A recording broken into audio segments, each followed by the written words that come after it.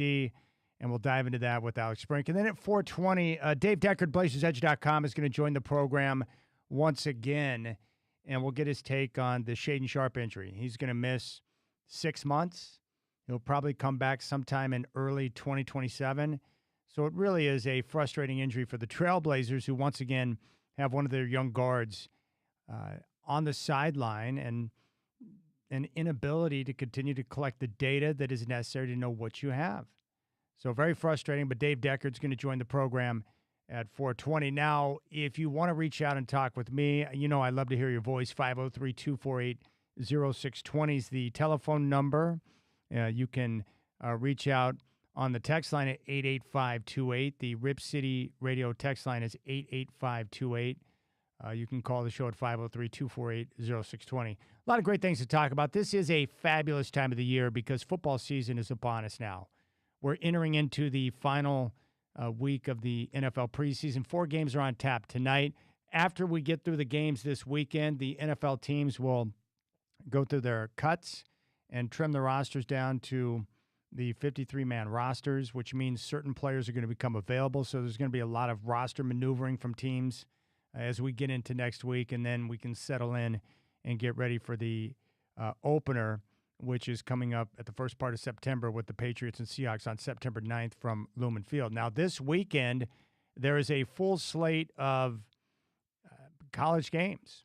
Not a complete slate, but it's week 0, and the marquee matchup, of course, the USC Trojans, one of the teams that is considered a playoff contender. They're going to be hosting San Jose State. They're a fat favorite of 38.5, but it's great to have football back. So all of that time that we grip and we grind and we wait and try to find other things to satisfy our time with, it's all over. We don't have to worry about it anymore because now for the next 6 months, we're going to be talking about football games. And that is a beautiful thing. It's great for you. It's great for me. And I'm pumped. My Denver Broncos are going to be awesome this year. They were great last year. They're going to be great this year. And I know a lot of you have teams that are on the up and up. My man Tony and Boring is geeked out of his mind because the Chicago Bears are one of those young teams on the rise with a good head coach and a great young quarterback. And really, that's what it comes down to. If you've got the great young quarterback, you're feeling pretty good. Even as a Raider fan, and like they haven't been legit since I was in grade school, even if you're a Raider fan, you feel really good about yourself right now. It may not materialize into wins this season, but you've got a new head coach in Clint Kubiak, a very good play caller, and you've got the number 1 pick in Fernando Mendoza. You've got hope because you have a young quarterback. That's what it's all about.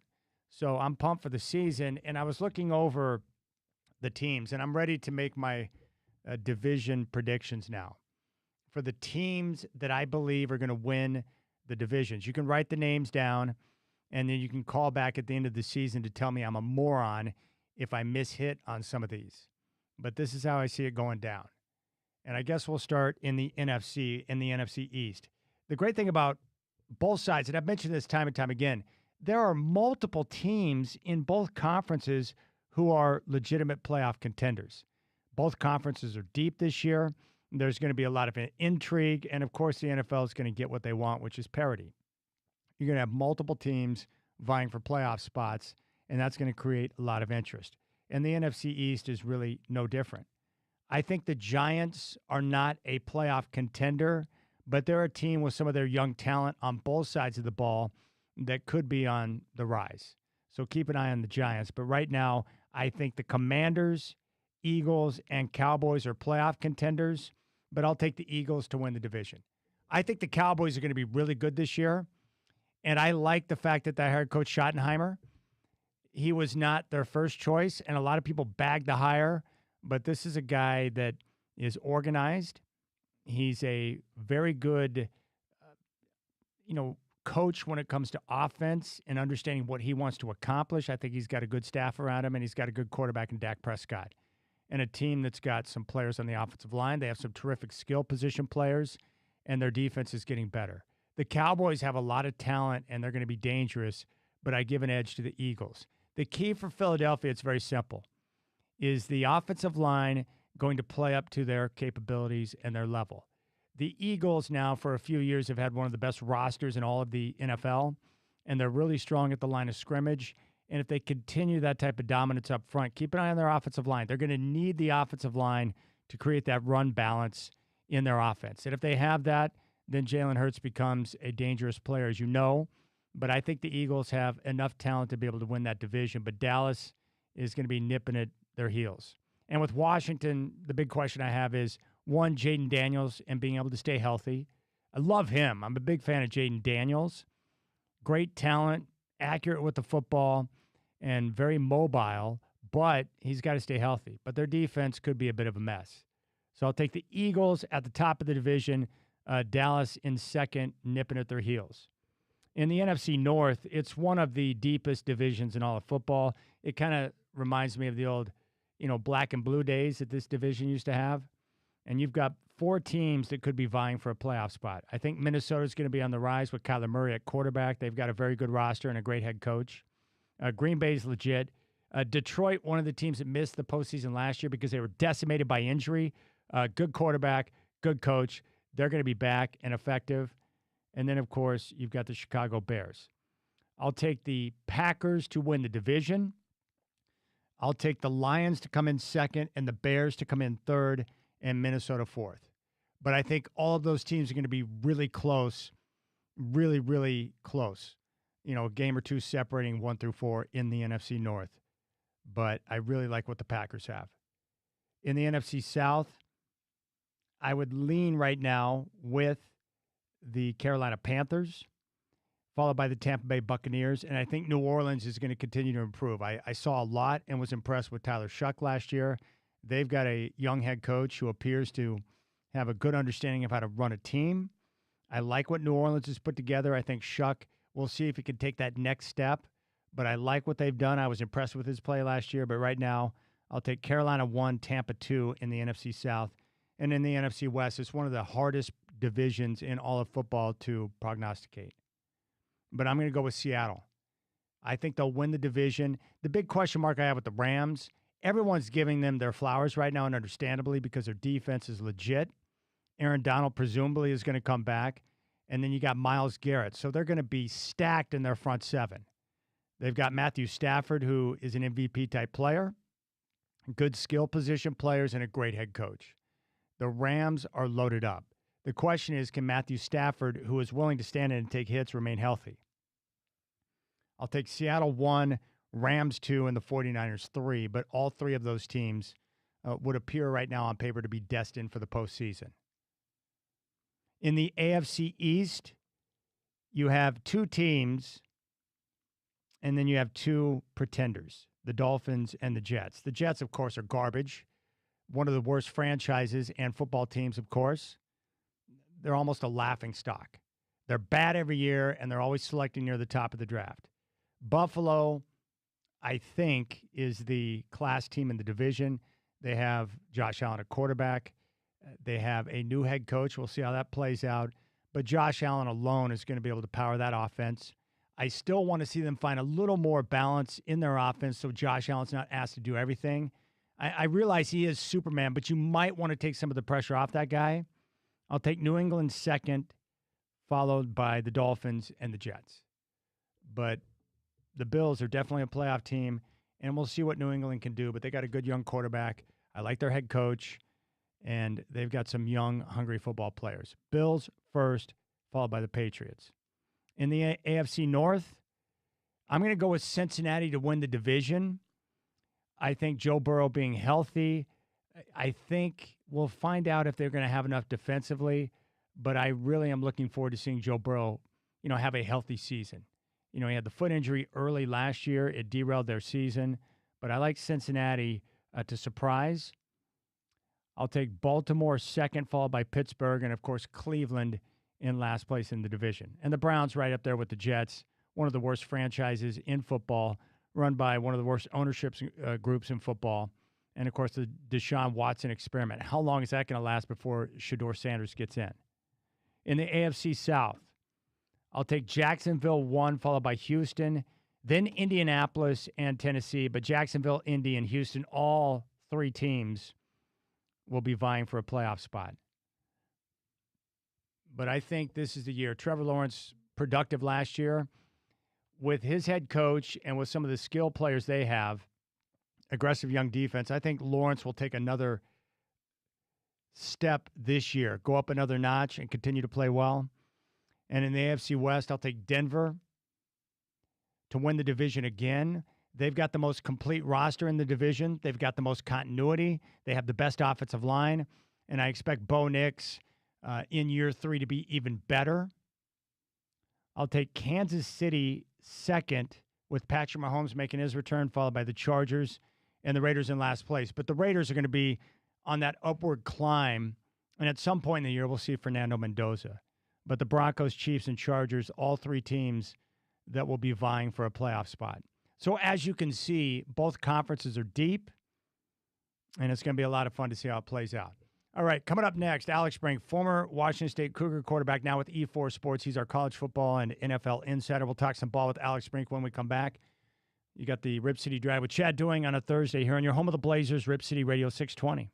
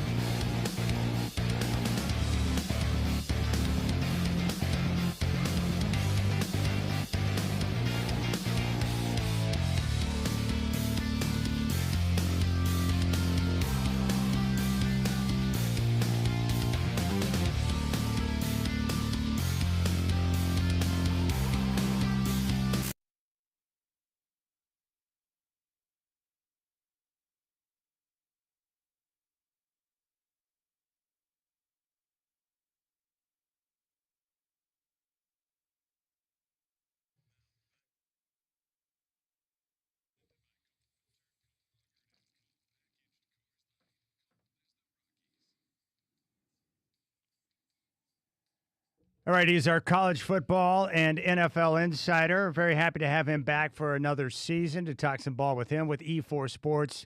Former Washington State Cougar Alex Brink is back. Alex, it is great to talk ball with you again. You know what's crazy? I'm looking at the schedule, and in 2 weeks, you're going to be on the call for the Apple Cup game to kick off the season. How weird is that? It's pretty wild, to be honest with you, Chad. And you can attest to this, but I love football, and I cannot wait for it to show up. But when you got two little kids at home that are running your ragged all summer and school's about to start, you're thinking about a lot of other things other than kickoff here in a couple of weeks, That's so true, man. It's interesting because now you're in a different stage with your parenting. So how old are your boys now? Yeah, 6 and 3. Xander's going into first grade, and Bennett's still in pre-K. But, we got back to school night, and in classic, dad running ragged fashion. I got to pick up the kids. I'm going to do the interview with you. We're ripping and running on all cylinders, so bear with me if you hear any screaming in the background. No, it's okay, man. Absolute chaos. I love it. I was looking at the schedule, so you get the Apple Cup to start the year, but you have a couple of cool trips. You get to travel to Kansas State. That's a great atmosphere there in Manhattan. You also have a chance to go to San Diego State, and also you're going to visit San Marcos with the Texas State Bobcats. So some interesting road trips for you on the horizon. Yeah, very much so. I mean, I'm looking forward to going out to Manhattan. Obviously, Kansas State. I mean, I think it's a program that, they're always going to be tough. They're always a tough out. Avery Johnson at quarterback is really talented. Just a hard-nosed football game. I think it would be a good test for the Cougs early. I think in general, I look at this new Pac-12 slate, and a lot of people, pundits, are kind of like, well, it's Boise State's thing to run away with. And, I see that a lot of competition, frankly, in the league. I think, you look at San Diego State's 9-3 last year. Sean Lewis, fantastic coach, returns a ton of players. You got Jim Moore at Colorado State, obviously Oregon State and Washington State, new coaches. So, I think this year is going to be fascinating in college football in general, but speaking, to my heart in the Pac-12 and what this is going to be, I'm really excited for this season. Yeah, me too. What's your thoughts on Kirby Moore and WSU this year? What's your feel? Yeah, I'm cautiously optimistic. I think Kirby Moore is a really good young head coach.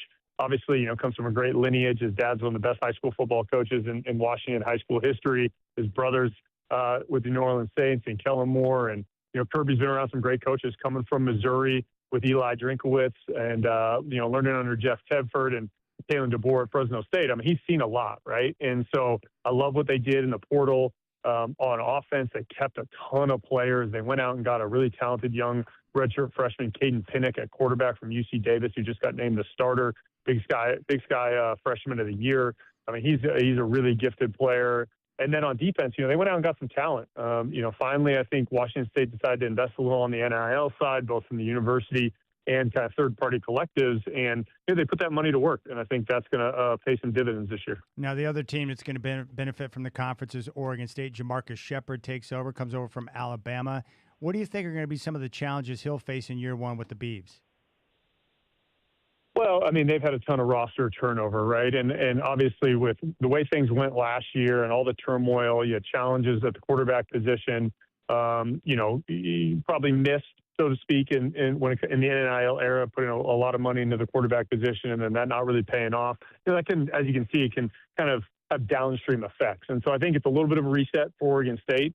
At the same time, Jamarcus Shepard's a high-energy guy. He knows what he wants out of a football team. He's seen it at a really high level around Alabama and Washington. And so I know his team's going to play hard. It's just a question of whether you can rebuild the roster enough in this year one to be competitive and win a few games, or if it's going to take you a couple of years to get it going. We're talking with Alex Brink, Washington State Cougar, former quarterback, and now with E4 Sports here on the Rip City Drive.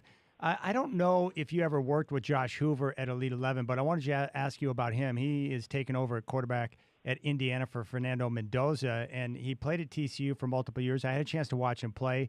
He's got tools, and he might have better arm talent than Mendoza. What are your thoughts on Hoover and what he might be able to do for Kurt Cignetti? Yeah, I didn't get to see him at Elite 11, but watched him over the years. I mean, a really talented player, a lot of experience under his belt. I mean, he's seen a lot. He's a little bit like Mendoza, right? When Mendoza came from Cal, it wasn't like he was the most highly thought of quarterback in the country, but he had seen a lot of snaps and he got in a system that really played to his strengths. And I think from that standpoint, he was able to find some success. I think he has more athleticism than Mendoza does. And I think, with an offense that can be a little bit more multiple, he's got a chance to really, kind of elevate, so to speak, his productivity.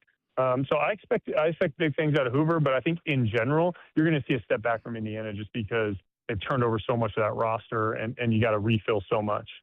Yeah, that's true. The turnover is always going to be tough, and of course, a lack of continuity. But it would seem like Hoover would fit the prototype of the type of guys that you were talking about last year, because I asked you what the key to Cignetti was, and you told me that he has a unique way of finding players that fit his program and the way he wants to play, and then he and his staff coach those players up. Maybe Hoover, who was productive at TCU, maybe under that coaching staff, maybe he can take his game to a different level. Yeah, the key ultimately, right, is that you have to, I think in this day and age, you have to have a blueprint, and you have to know what that blueprint is and how you're trying to fit athletes in there, whether it's position specific or scheme specific. And, that doesn't always mean the most highly rated guy or even the most productive guy, right? Sometimes it is finding somebody that maybe lacked in production for various reasons, but you think you can get the most out of them, right? Because again, you're playing a salary cap game of ultimately of what can what's the cost per player at certain positions, and can you match that versus the dollars you have to give? And, I think that's where the real genius is for sure. Who are some of the quarterbacks in college football you're looking forward to watching this year? Oh, man, that's a fantastic question. I hate to say this, but, I saw Damon Williams at Elite 11 when he came through. I saw him again this summer as a counselor at Elite 11. I think he's a really gifted player at Washington. I just hope it doesn't happen against the Cougs, frankly. Obviously, a guy that's close to my heart, Sam Levitt, from right here in West Lynn.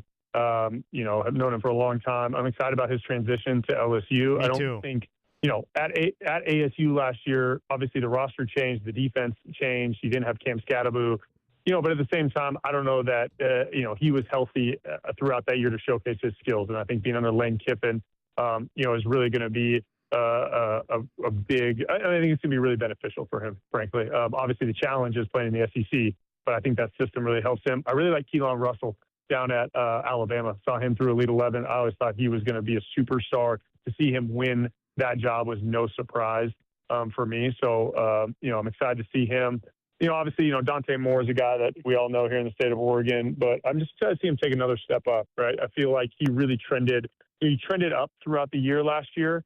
And maybe to some degree, in my opinion, never quite fulfilled the potential I think he has. And I think coming back for another year, we're going to really see him take another step up. We're talking with Alex Brink here on the Rip City Drive. So after this weekend of preseason games, NFL teams will cut down their rosters to get to the 53-man roster. What is cut down day like when you're on an NFL roster? Well, it certainly depends on your situation. For some guys, it's incredibly nerve-wracking, right? Whether it be, rookies that are free agent rookies that kind of hung on all the way through camp to see if they're going to make it. The veterans that are kind of on the edge, maybe their contract value is too high and there's a rookie competing at the same position. Maybe you're a vet that, at the same time, you've been kind of a role player for a team that they think they can fill. Other guys, it's obviously doesn't mean much because they know where they fit on the roster. So I know, speaking from my personal experience, being a late round draft pick at quarterback, you're waiting by your phone and just hoping that you don't get the call, that you get to show up on Monday for team meetings.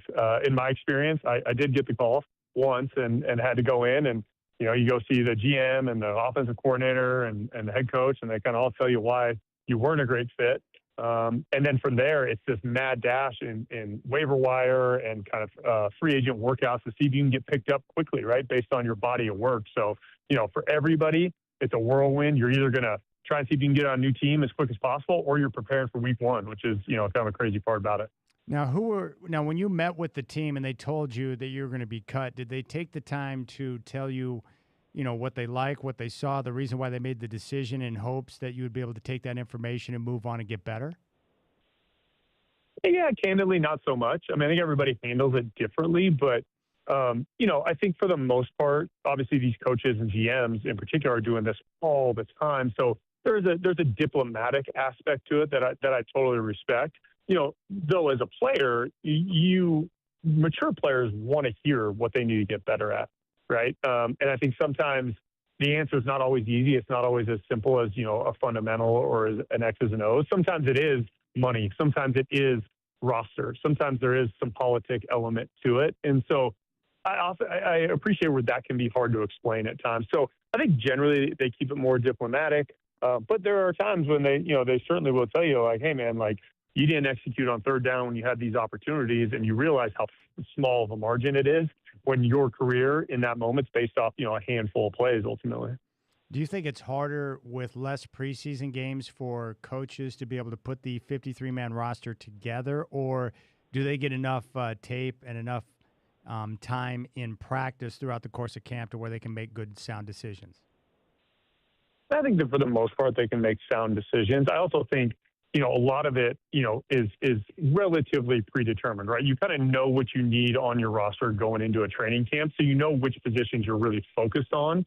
And ultimately, you're just trying to kind of fill, a couple gaps here and there. If you can hit on an undrafted free agent or a late round guy that's rookies, or you find a guy in free agency that can really make an impact that nobody thought, that obviously there's high value there. But I do think a lot of it is more predetermined than we would think. And teams are coming out of camp kind of knowing where they're going to land for the most part. Hey, Alex, the Raiders have got a golden gift in getting Fernando Mendoza in the draft. I really like him, and I like his story, and I want him to have great success in the NFL. What do you think is the best way to handle him in year number one? Obviously, they've got Kirk Cousins, who is a vet. They have an offensive line that may have issues. It may not be great. Do you think it's good to play him early? Is it okay if he sits out an entire year? Like, what is the best way to handle a young player like Mendoza who has an opportunity to be great, but, in some cases you may not want to throw him out there too soon? Well, you and I have talked about this before. I really believe that players need to have the opportunity to sit and to learn. I don't feel like it's super productive to throw Mendoza or any young quarterback out to the wolves and hope it works out, especially in an organization like the Raiders that hasn't been historically great the last few years. We've rarely seen, we've seen some first year success, right? Think Jaden Daniels, maybe even Bo Nix. Some of that's circumstantial, some of that's around head coaches, some of that's around, defense and things like that. But you also seen guys that sit, like, say, the Jordan Loves of the world, where that really helps them out in their career. And so, Mendoza, to his credit, has played a lot of football, so he's probably pretty experienced, a la Bo Nix and Daniels. But I think from an organizational standpoint, if you got a guy like Cousins, you might as well run him out there to start and kind of see how it goes. And you have Mendoza in the bullpen. All right. I'm looking forward to the Broncos season. I love their roster, continuity with the offensive line. What do you think is the key or that next step? A lot of guys pop in year number 3, but what would you like to see from Bo Nix this year? It's a great question. I think Bo Nix has shown some real flashes, right, throughout his career early. His athleticism, his ability to make plays off schedule, been really impressed with. And then there's been flashes where, when he's in rhythm, he can really be special. But against some of the better defenses, I haven't seen him be that type of passer that is really kind of moving the needle in the game, right? It has to happen off schedule. It has to happen on broken plays. And where I'd like to see him continue to improve is I'd love to see him get a little more consistent in the drop back pass game, throwing in rhythm, not feeling like it has to happen with his legs all the time, being able to protect that football, but not be so conservative, right, in the pass game that he's not getting chunk plays against better defenses.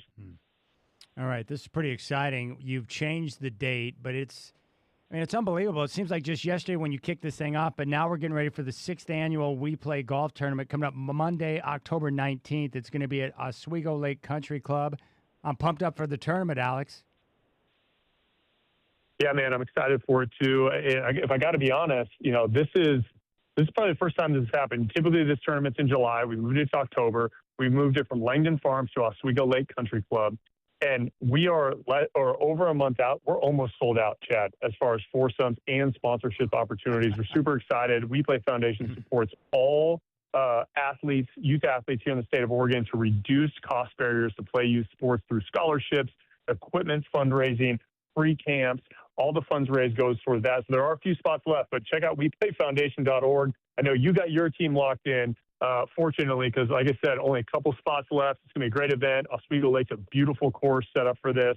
We're super fired up for the change. And, look forward to anybody that can help support.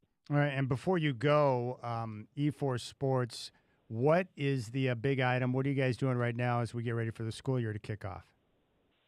Yeah, I mean, back to school is kicking off. A lot of in-season, right? Football starting, volleyball. Some people are playing fall baseball. But inside of all of our gyms, our strength and speed training in Milwaukee on the east side, Beaverton on the west side, Vancouver, our 3 gyms for strength and speed training. We have back to school special. You can get a free drop-in right now to come check it out, get an evaluation about where your athlete's at. All athletes get a customized program for their sport, age, gender, what their goals are.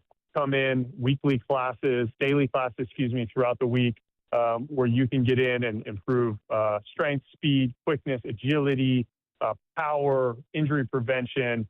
Check out our website, e4sports.com. You can look under strength and speed and see where that offer is. All right, great job of multitasking. Enjoy back to school night. And, buddy, I appreciate you. I'm so happy football's here, and I'll talk to you next week. Yeah, I appreciate it, Chad. Thanks, brother. You got it. There's Alex Brink, former Washington State Cougar.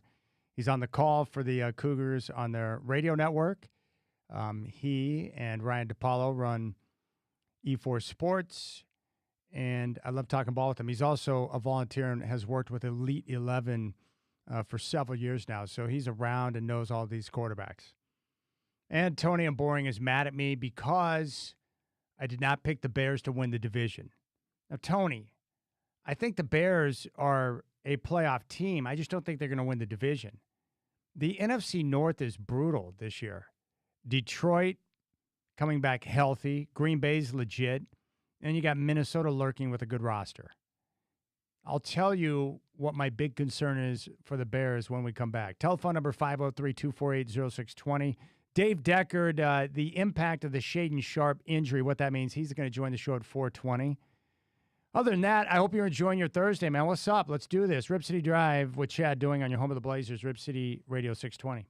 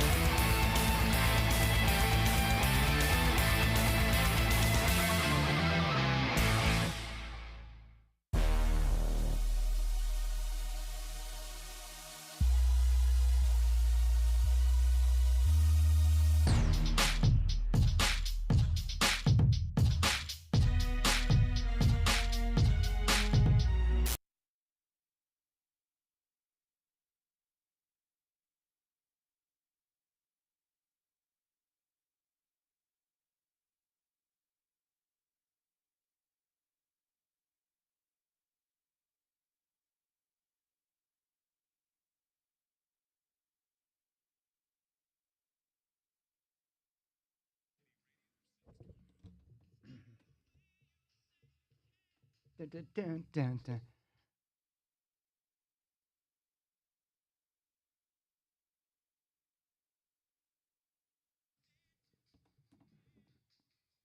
It's not in the way. Hold the line. All right, Tony and Boring, he is frustrated with me for a couple of different reasons. One, he is really pissed off that I decided to get my daughter a standard transmission vehicle. And this, of course, and I'm not saying he's necessarily wrong. For those of you who don't know, my daughter started driving a couple of weeks ago. Less than 48 hours after getting her license, she rammed Grandpa's car into a parked car because she swerved for a squirrel. And because she had flip-flops on, her foot slipped, she hit the accelerator, and then bam, bam, hit the car. Not a good scenario, let's just put it that way. But you get past it, and you move on. So anyways, there was an opportunity that came along to get her a standard transmission vehicle. My ex-wife's husband, his name is Mike. He's an awesome guy, and he's like an auto mechanic whiz. He's basically everything I'm not. He's a man's man because he can fix anything, but he's really good with automobiles. And one of the things that he does is he buys different vehicles for the cheap, and then he restores them, and then he sells them. It's a nice little side gig he's got going on there, and he really enjoys it. So I know that the car is in tip-top shape, but it is a standard transmission. So Tony is concerned that, I might be overwhelming my daughter with the standard transmission. He might be right. I just couldn't pass up the deal. Now, the good thing is, Kaylee, I'm going to make her pay for the vehicle. She's going to have to pay for insurance. It's what I had to do. I think it's going to be good for her to take, to have some skin in the game there. But the standard transmission, she's not going to be able to drive her car until she is 100% on top of that. Meaning, I'm going to be spending a lot of time at the parking lot at the Clark County Fairgrounds going over the clutch. And I want her to get it down. I want her to be automatic with that. So, yeah, I'm nervous. I don't like her driving automatic transmissions. In fact, I may just bubble wrap her and just put her in the basement and not allow her to do anything. No boyfriends, no driving, no nothing. That'd be my preference. But anyways, he's also upset because Tony loves the Bears. And I respect that because I love the Broncos. I don't hate the Bears. I think they're a playoff team. The problem is that division is brutal. The NFC North is brutal. And my big question mark with the Bears, it's one thing. It's their defense.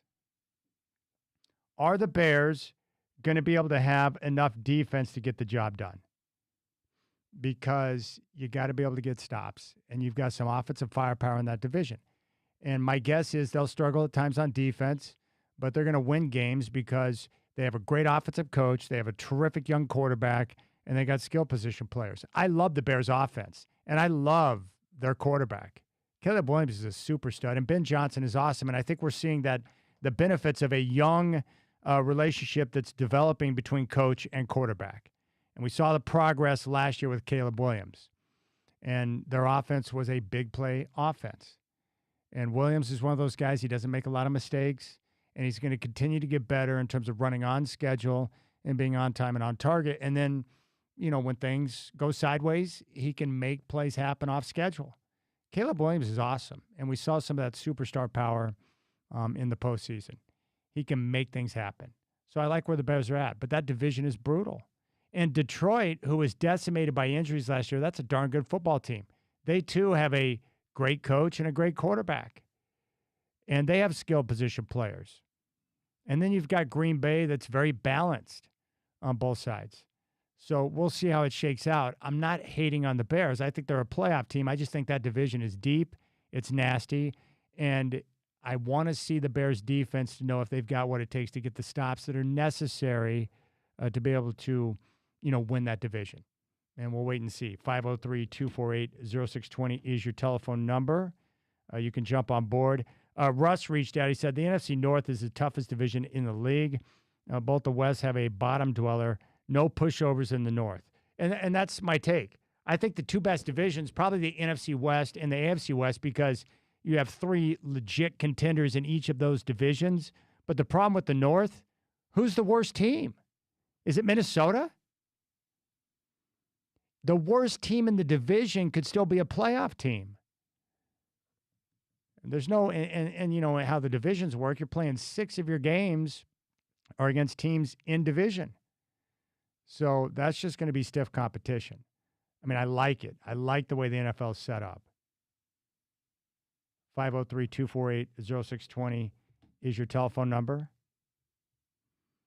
I got a text from the 503. Hey, how are you doing? Do you want to bet on the Dublin game? What is the Dublin game? Which one is that? I get all the games confused. I am looking forward to the opener. Patriots, Seahawks. We got college football games coming up this weekend. Let's see here. Which game is in Dublin? Okay, let's take a look here. Crapola. Oh, TCU in North Carolina.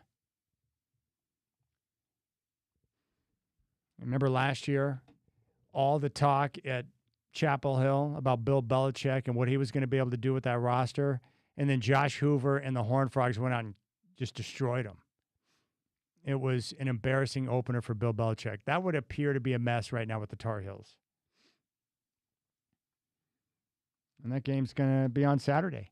Week 0 opener at Aviva Stadium in Dublin, Ireland. 9 o'clock local time. 503-248-0620 is your telephone number. So, Tony, I'm not hating, man.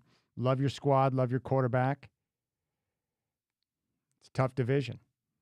And my man, Duke, the UPS driver, has chimed in. Seriously, Chad, this is the year of Cam Scatterboo! And Cam Scatterboo, for those of you who don't know, he's one of my favorite football players of all time. Definitely one of my, if not number one player in college football history, one of my favorite college football players ever. Love watching him at Arizona State. I mean, the guy's just a football player. He makes plays. He can catch the ball. He's great in short yardage. He's the type of guy that players rally around because of the energy he brings to the field. And he was having a very nice start to his rookie season last year until he ripped up his ankle. But he's going to be back. I'm a huge fan of Cam. And I'm looking forward to watching that young Giant offense with Jackson Dart and Cam Scatterboo. He also said, Duke, Sam Leavitt probably has a legit chance to win the Heisman Trophy now that he's at LSU. Well, the one thing I know about Sam Leavitt, and of course I love following local guys. He played his high school ball, as many of you know, at West Lynn. I was a big fan of his at ASU. He played there for 2 years with Kenny Dillingham. He took the Sun Devils to a playoff. They nearly were able to get over on Texas. All they needed was a 4th down stop in overtime. They would have won that game and advanced, but they gave up the TD. Sam Leavitt was great with Kenny Dillingham, and I think he's going to be even better because of the talent that will be surrounding him at LSU. The question with the Tigers this year I have with Lane Kiffin, they went really heavy in the portal. So they're going to be one of those teams that's kind of piecemealed together. A lot of talent, but they may lack continuity. But Sam Leavitt's going to be playing with a different type of athlete at LSU. And Leavitt's got great arm strength. He's got experience now. He's mature, and he's very gifted with his feet. He's nimble. He can scramble. He can make plays off schedule. I like the energy that he plays with. I'm a big Sam Leavitt fan, and I'm anxious to see what he can do with Lane Kiffin. All right, we'll keep things rolling here. Rip City Drive, Thursday. Dave Deckard talking Shaden Sharp coming up at 4:20. You want to reach out to me, 503-248-0620 is your telephone number. You got the Rip City Drive.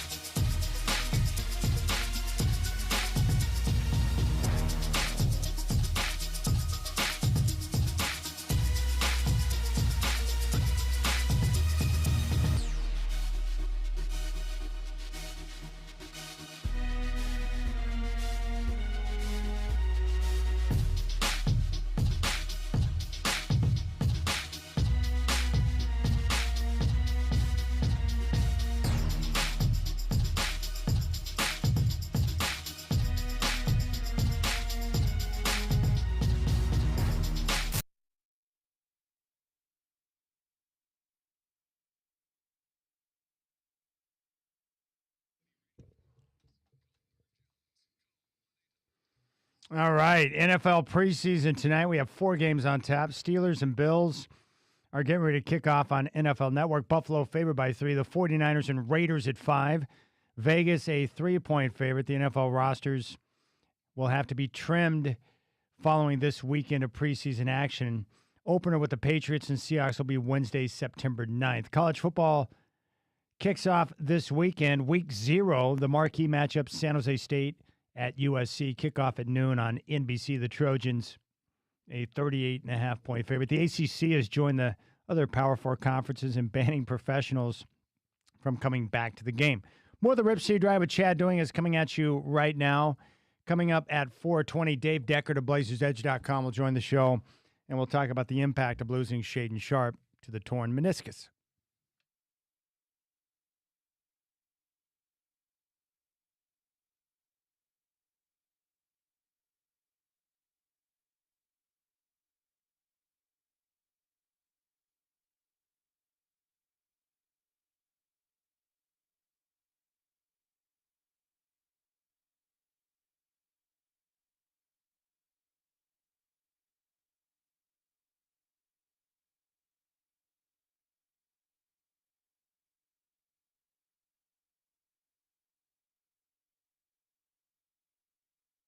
And nothing gets me down.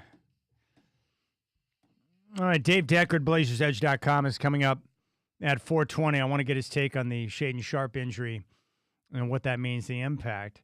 Also, later in the program, I am going to share some thoughts on Dolly Parton, who passed away at the age of 80.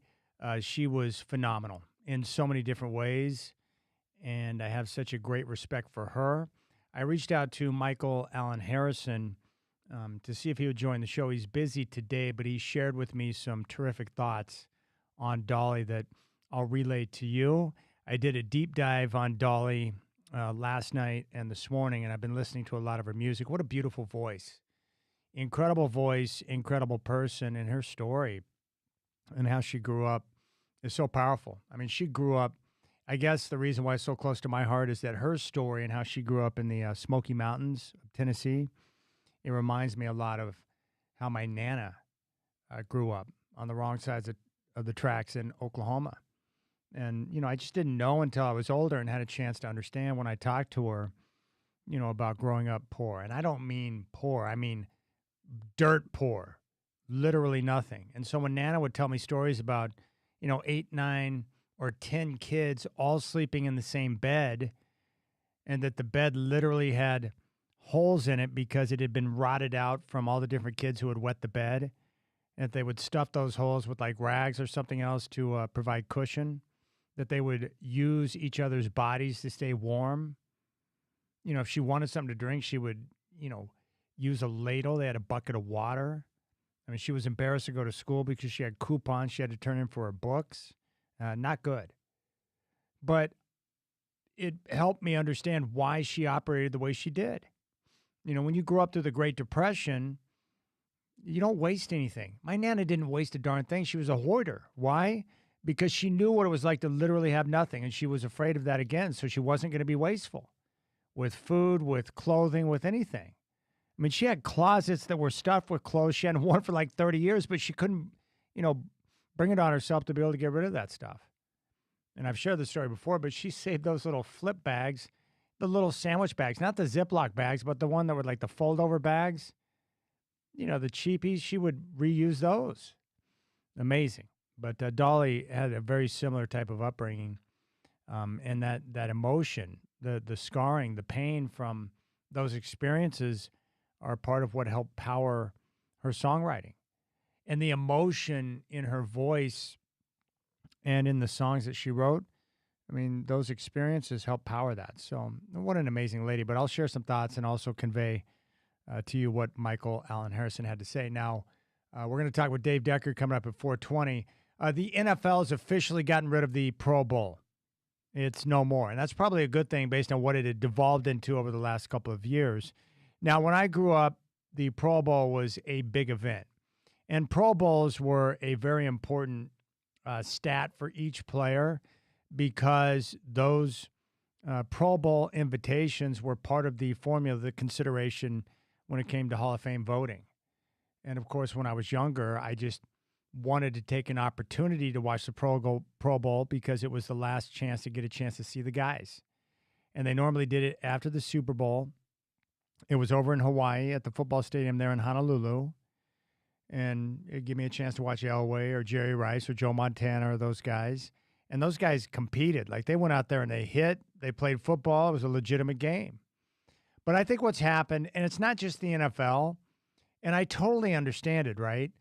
Like, with the money now being what it is, we're talking about guys who are making hundreds of millions of dollars. Hundreds of millions of dollars, and now you're going to invite players to the Pro Bowl and play a game that means basically nothing and put yourself at risk of injury. And an injury in that game could possibly cost you your next contract or a chance to get that one final big payday.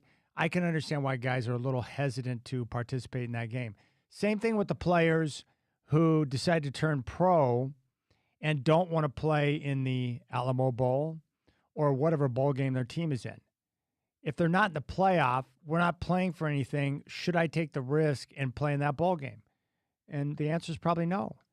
But the amount of dollars that we're talking about now with these guys in the NFL contracts, I totally understand it. It's just a different ball game now. And the problem with these games, and it's happened in the NBA, if the players don't take the game seriously and the players don't want to compete and get after it, then the product is going to suffer big time. And I think that's what the whole situation is with the NBA All-Star Game too. It has nothing to do with format. You can try whatever format you want, but if the guys aren't out there, looking to kick each other's ass and compete, the game's not going to, it's going to be terrible. So when I was younger growing up, the NBA players, they took that game seriously. I mean, they would compete, they would get after each other. They would actually, I know this is a weird concept, they would defend one another. And the games were really compelling. But, guys in the NBA All-Star Game over the course of time took their foot off the gas and just don't want to get after it like that. And so the product suffers as a result. And for the NFL, because football is such a brutal game, it's just not worth it. Why do you think these NFL teams now are not even, they're so hesitant to play their starters in the preseason? Yeah, I don't think I would do it either. When I grew up, they had like 5 preseason games. Starters would play heavy minutes during the course of the preseason. But now it's not worth it. Because if you start out the year and you miss, a couple of key guys and a couple of different position groups, it's going to put you behind the 8 ball, and you just can't afford it. So I think the NFL is right. You can find different ways to acknowledge the guys, but if they don't want to play in the game and they're not going to compete and the product is just going to be subpar, figure something else out. And I'm okay with that. And again, I think the reason why is because of the money. It's too big. It's too big. Too much money on the line. And if you're in a position to where you're coming up in that spot where you have a chance to get one more big payday, why would you put yourself at risk in a game that doesn't mean anything? You're not competing for something. You're not playing for the postseason. It's not a playoff game. You're not competing for a championship.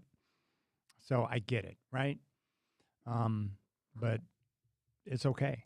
But that stadium, I used to think the Pro Bowl when I saw it come on TV or when I watched the Hawaii Bowl or when Hawaii would come on the ESPN games late at night when they were in the WAC, I always thought that football stadium looked really cool. And then I think it was 2008, I took a trip over to Honolulu. I went over there with Gavin, and we did the morning show from Hawaii for an entire week. And at the end of the week, Hawaii was playing a home football game against Cincinnati. And so we got press passes and went to the game. And I had a chance to go to that stadium where the Pro Bowl was played. And I wish I wouldn't have gone because what I thought it was and what it turned out to be it didn't match up. The stadium was old and decrepit. I mean, like it was really old and it needed massive work. And it just looked like a dead zone. And it was neat to be there and to be down on the sideline and watch that game. And that was when Brian Kelly was still coaching the Bearcats. But yeah, the stadium, the parking lot was, it was old. Now, I will say this about the Rainbow Warrior fans. They were out there tailgating big time. They were getting after it, man. They took their football seriously. Great tailgate, great local flavor, roasting pigs, doing the whole thing. It was awesome. So they did a good job of showing hospitality and getting their party on for the big game, but the stadium itself is a dump. And so, it's like a lot of things in life, especially when you're a kid, you see things on TV, you imagine what it's going to be like, and then when you actually get there in person, you're like, that's not what I thought it was going to be. And that was my experience with the Pro Bowl. But there you have it. But the Pro Bowls over the course of time, too, became watered down because guys, would a lot of times might be seeking postseason surgery or cleanups to take care of their body. So if they had been to a Pro Bowl, they would step aside. Then you have the alternates who step in. So, it just wasn't a priority.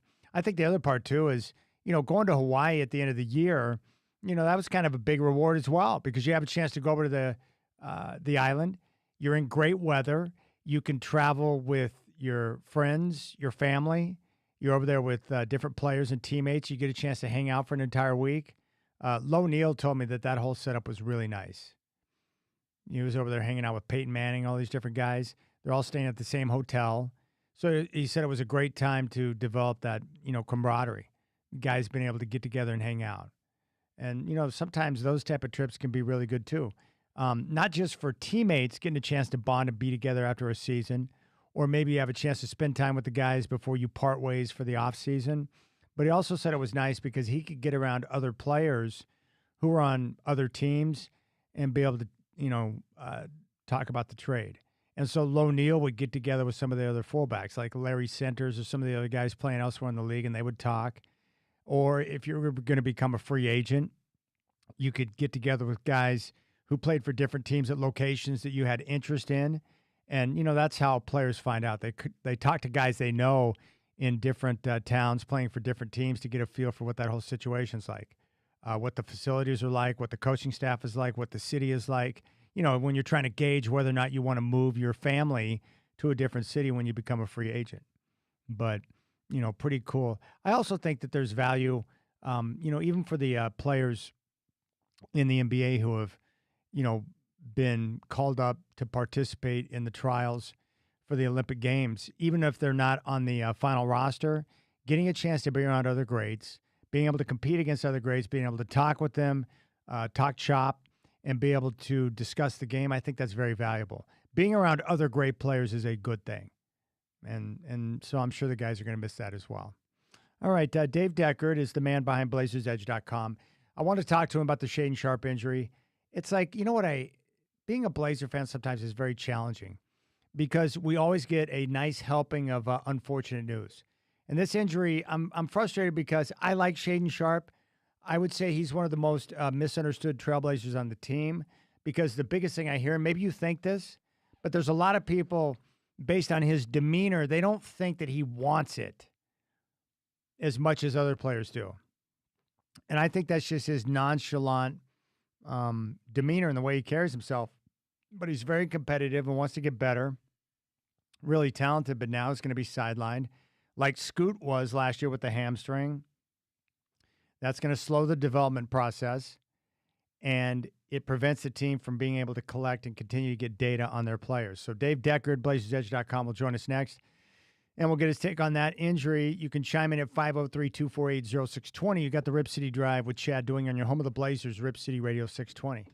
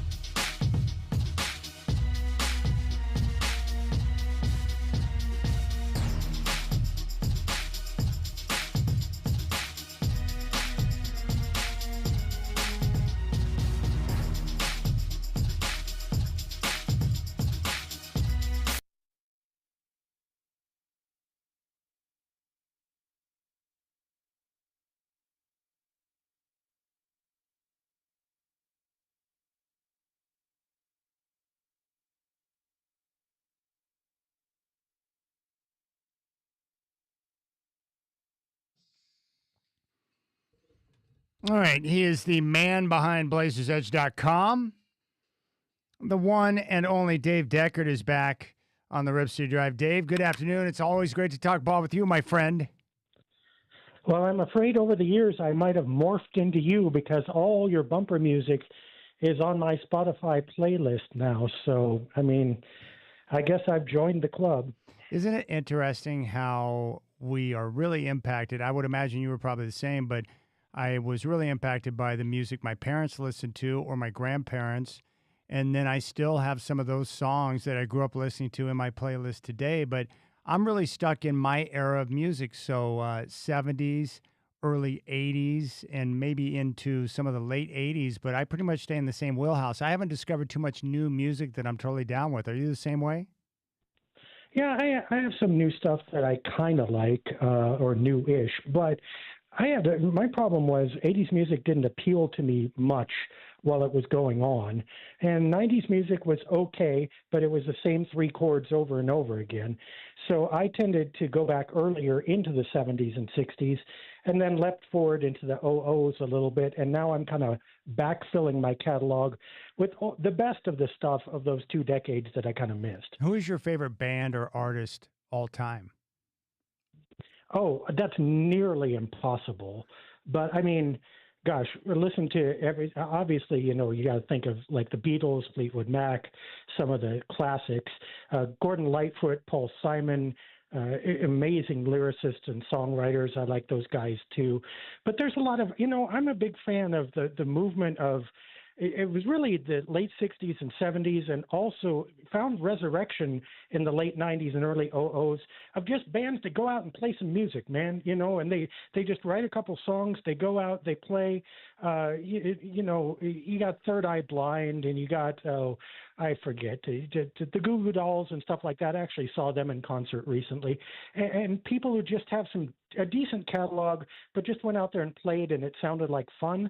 I increasingly admire that just because it reminds me of my youth, and it reminds you kind of what music should be. A bunch of people playing instruments rather than a bunch of producers bending notes and stuff like that to make this perfect prefigured sound that is easy to the ear but begins to sound the same after a while. I absolutely agree, and I've talked to many musicians, and part of the beauty of music is getting the entire band in one room. It's the imperfections of each person in the band that make perfect music, Dave. Always has been. Yeah, absolutely. When I had a band, I mean, we would practice twice a week for months and months and months, and we gigged a little bit, And it's like the gigs were fun, but what you really remember are all the hours that you put in working on songs and playing them again and figuring them out and figuring out who's going to do what. And pretty soon you get communication going and a synergy, and then you've got a sound. And that sound is yours, and it comes through hard work and talent, and it's just not replaceable by pressing a few buttons. And I like that camaraderie. I like the bond between the audience and the band. It's all human, and increasingly nowadays we're losing that human touch in most everything that we do.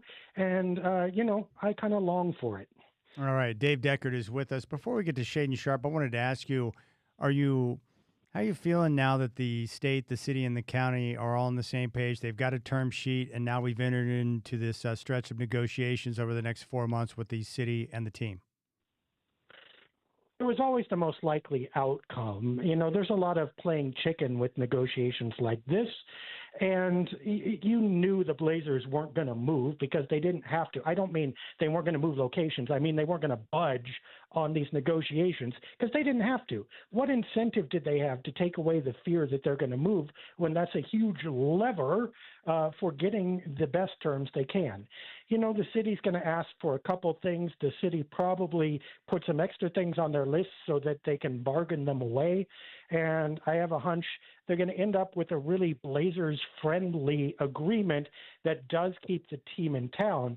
The question will be the friction, not just among the people who are negotiating, but with the fan base, with the community, the long-term legacy of Tom Dundon, of this era of the Blazers.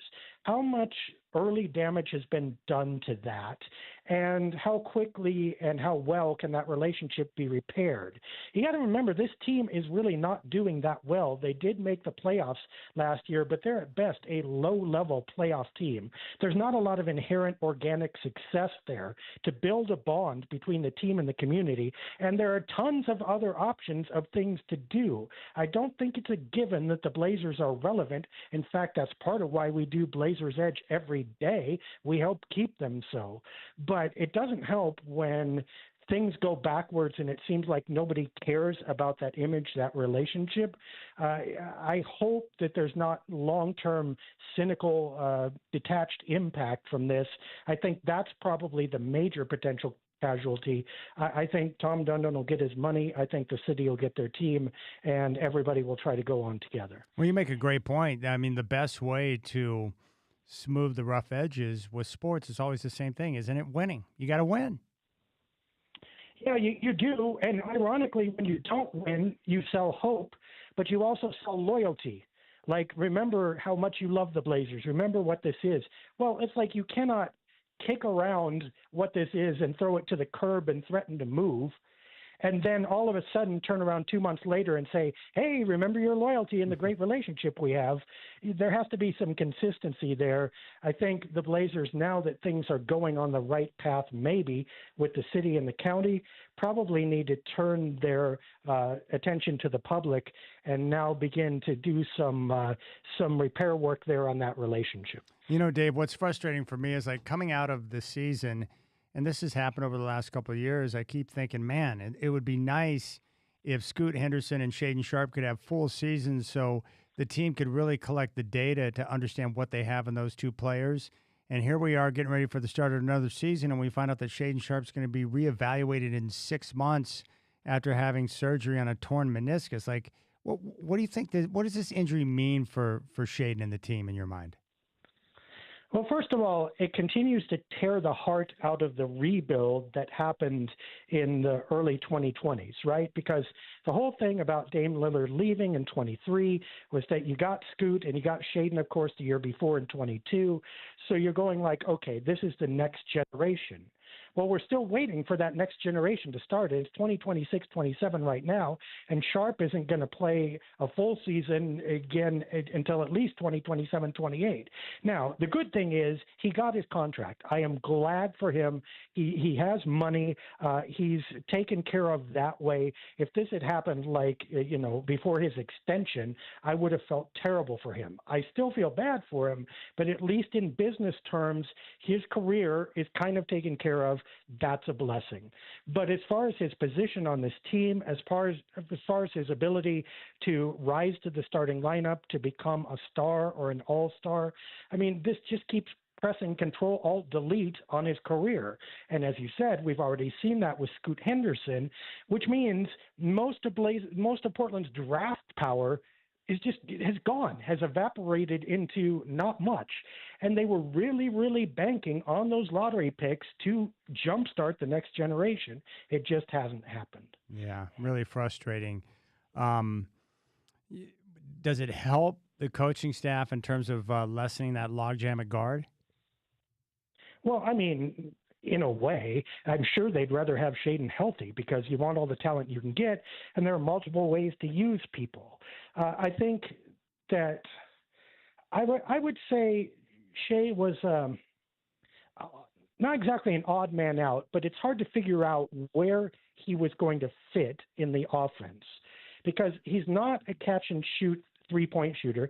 His three-point percentage isn't that good. He's a spectacular dunker, but he doesn't have a great first step and doesn't get to the rim that much, which means where do you use him? Also, he's not a great ball mover. He does pass. His assists are okay for a shooting guard, but his turnovers are high as well.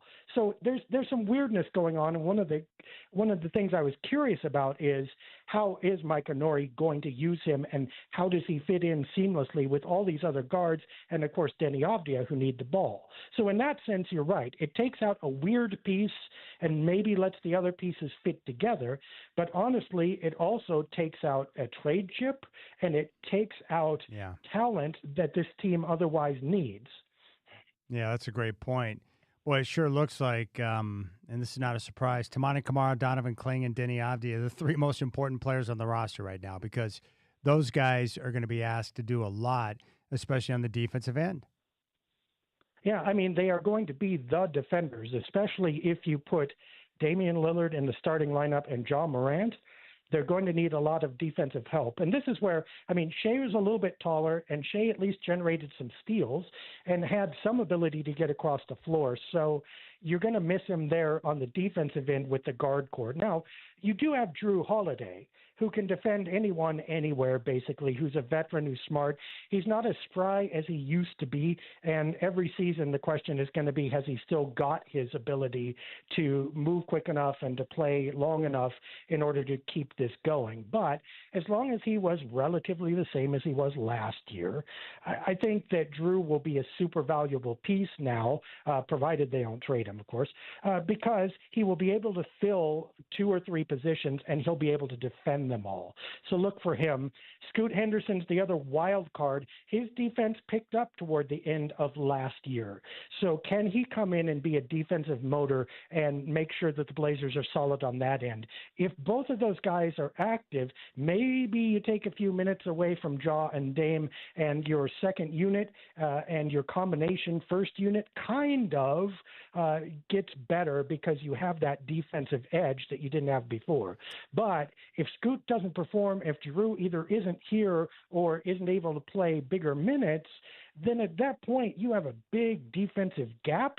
And yeah, Denny and Tamani, and especially I'm worried about Donovan and his fouls. They better come ready to play with hard hats on and 40 minutes of playing time and, indefeatable constitution in order to keep going hard that entire span. Hey, Dave, for the Blazer fans who may not be familiar, what exactly do you think they got in Micah Potter?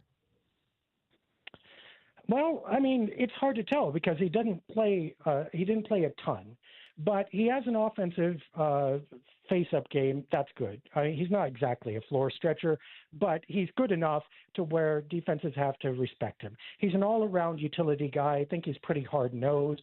He can rebound a little bit. So think utility player who might vacillate between the big positions.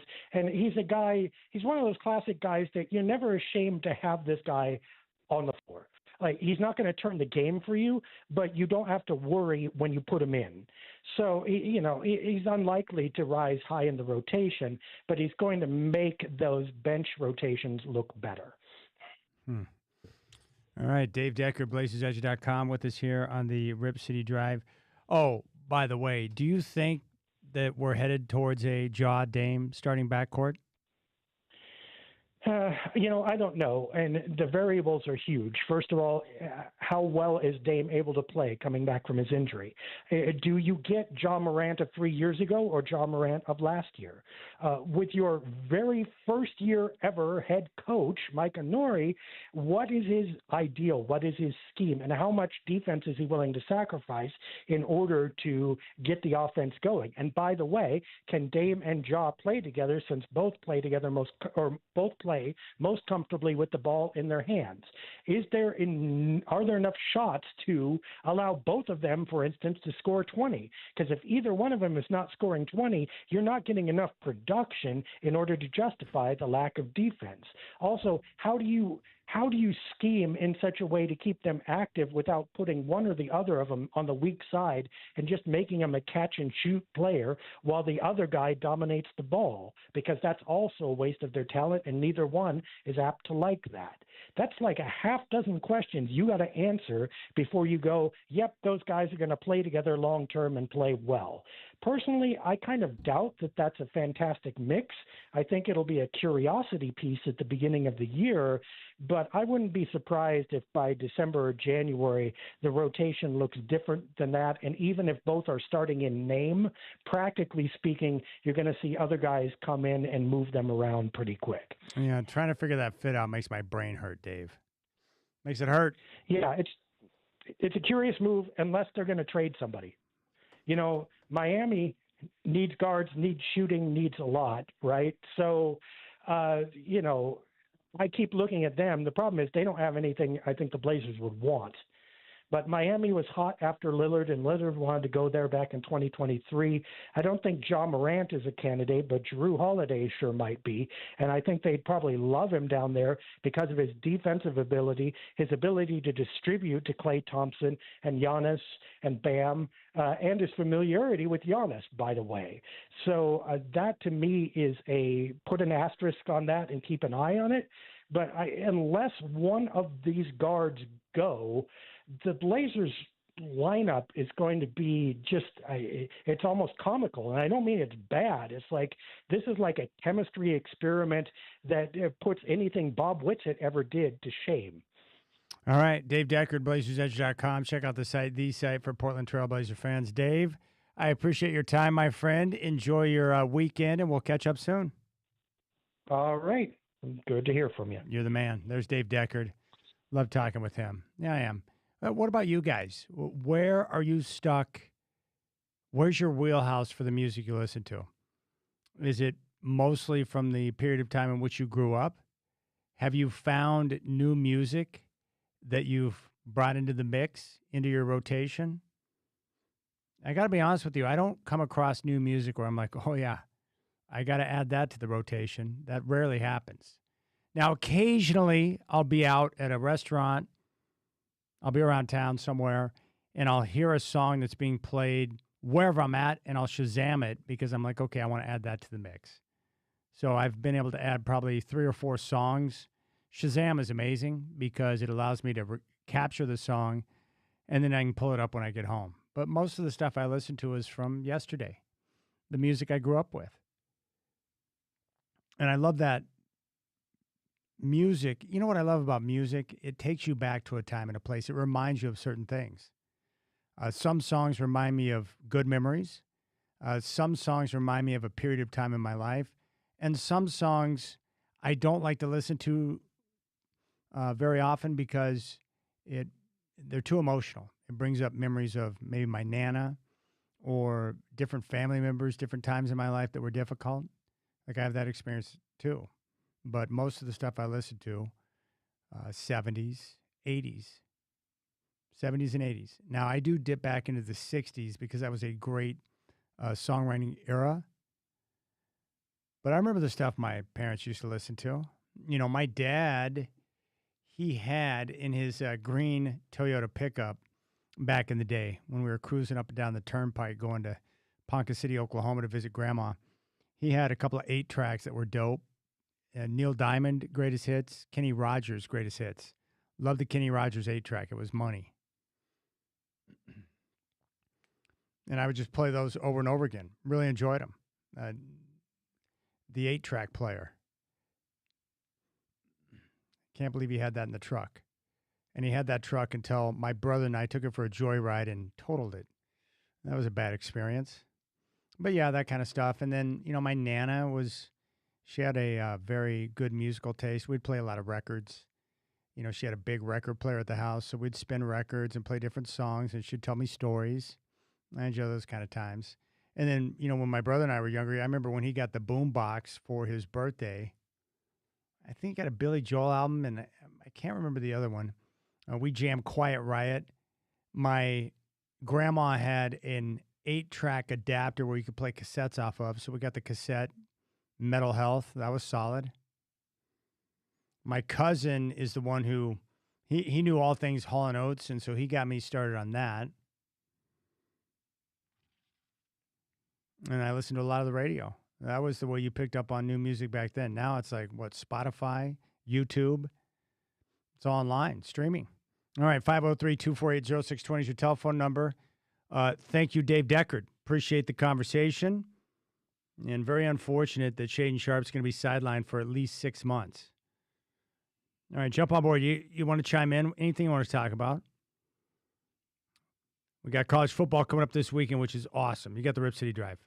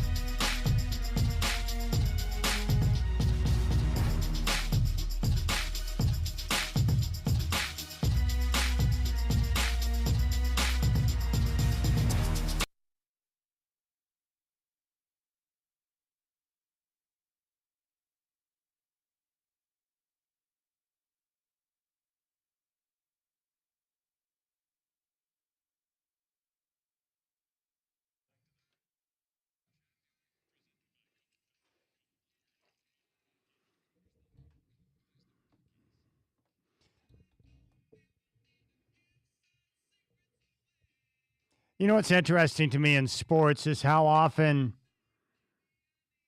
a narrative is created and there's no truth to it. We get this a lot in sports, whether it's football, baseball, basketball, whatever. And I think this is a very good example of what I'm talking about here. So on First Things First on FS1, and Jeff Schwartz, former Duck, is someone that I've had on the show. I respect him a great deal. Really smart guy and understands the game. But his take on Bo Nix here is wildly inaccurate. And there are numbers that prove that. And Sean Payton chimed in response to the discussion on First Things First. But take a listen to Jeff Schwartz discussing Bo Nix going into year number 3.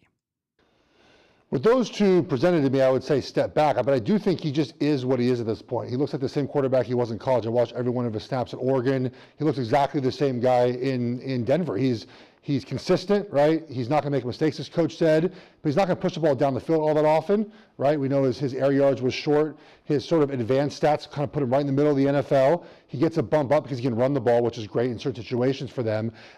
Sean Payton needs to get him to throw the ball in between the hashes. I think he was 5th worst in the NFL, just completion percentage in the middle of the hashes. Like, there's things to work on, but the sort of the issues that, not issues the wrong word to say, it's what he was in college. He didn't throw a ball a ton between the hashes in college, right? If it was very far deep down the field. And so this is what he is, and they built the offense. I give Sean Payton credit. They built the offense around what he can do, what he can't do. Like, they do a really good job of maximizing his talents. If I had to pick one or the other, I would say probably back is the wrong way to put it. I don't think coach he's going to become a Pro Bowl, All-Pro type player. I think he sort of is what he is. He's very steady.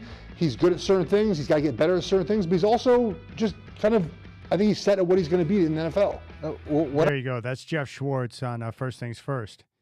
So, a couple of things he said. Now, we know with Bo Nix, he does need to improve attacking the middle of the field. He also needs to continue to work on his footwork to make sure that he's sound in the pocket. And he does need to work between the hash marks. There's no question about that.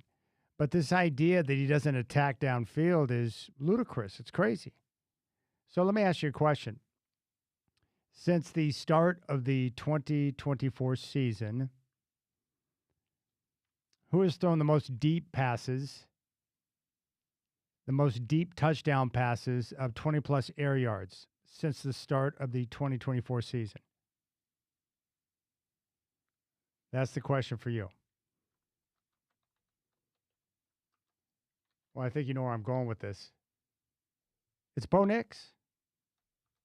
Bo Nix is the guy.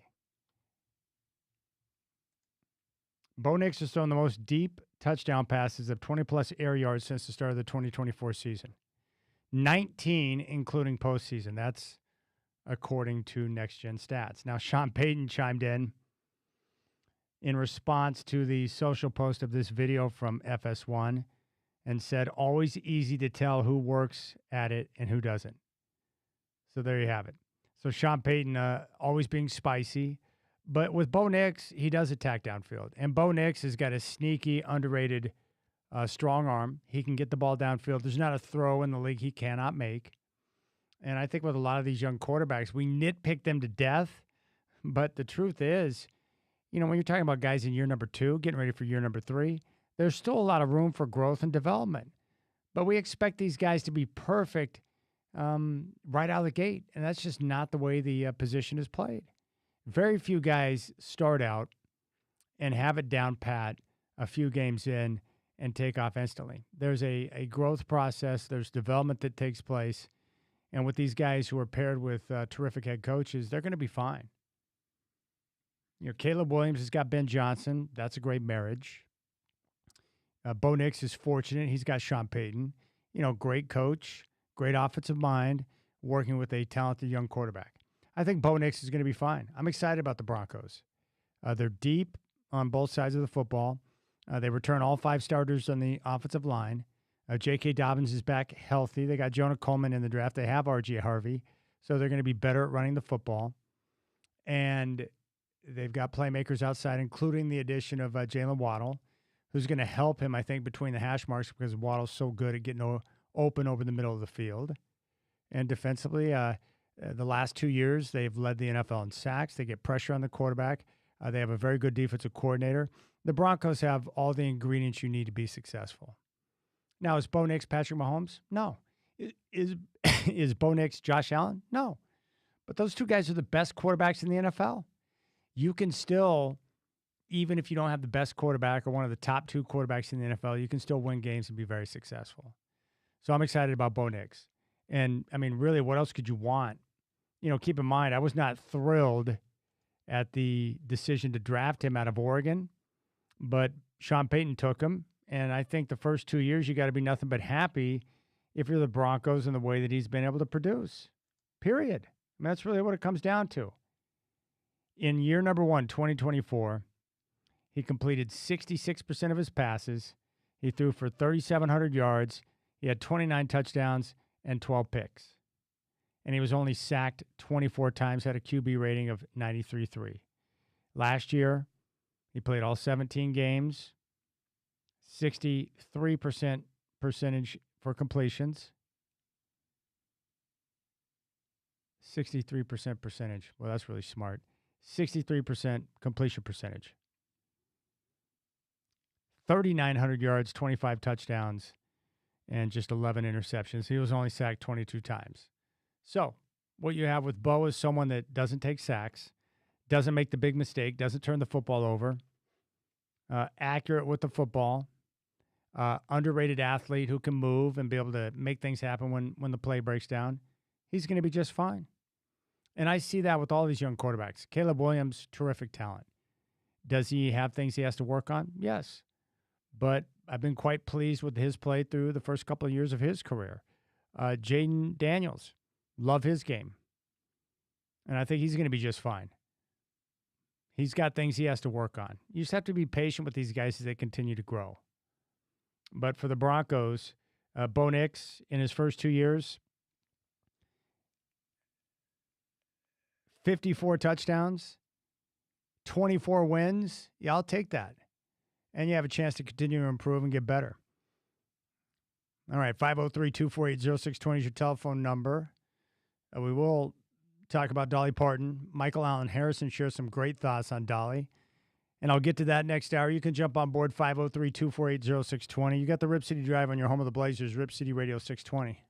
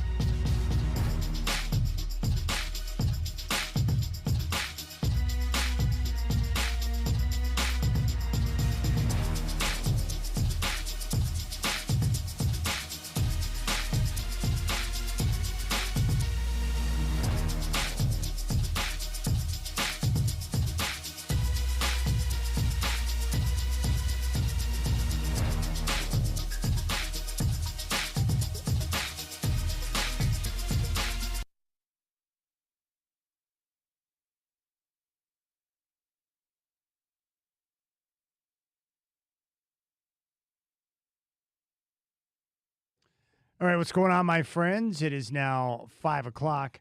Hope you're enjoying your Thursday afternoon. The NFL preseason is entering the final week before we get to the real games. Right now, second quarter in Buffalo. The Steelers on top of the Bills by a score of 14-10. That game is on NFL Network. Coming up later on at 5, Patriots are at the Browns. 49ers are at the Raiders. And at 7 o'clock tonight, the Rams are going to take on the Chargers.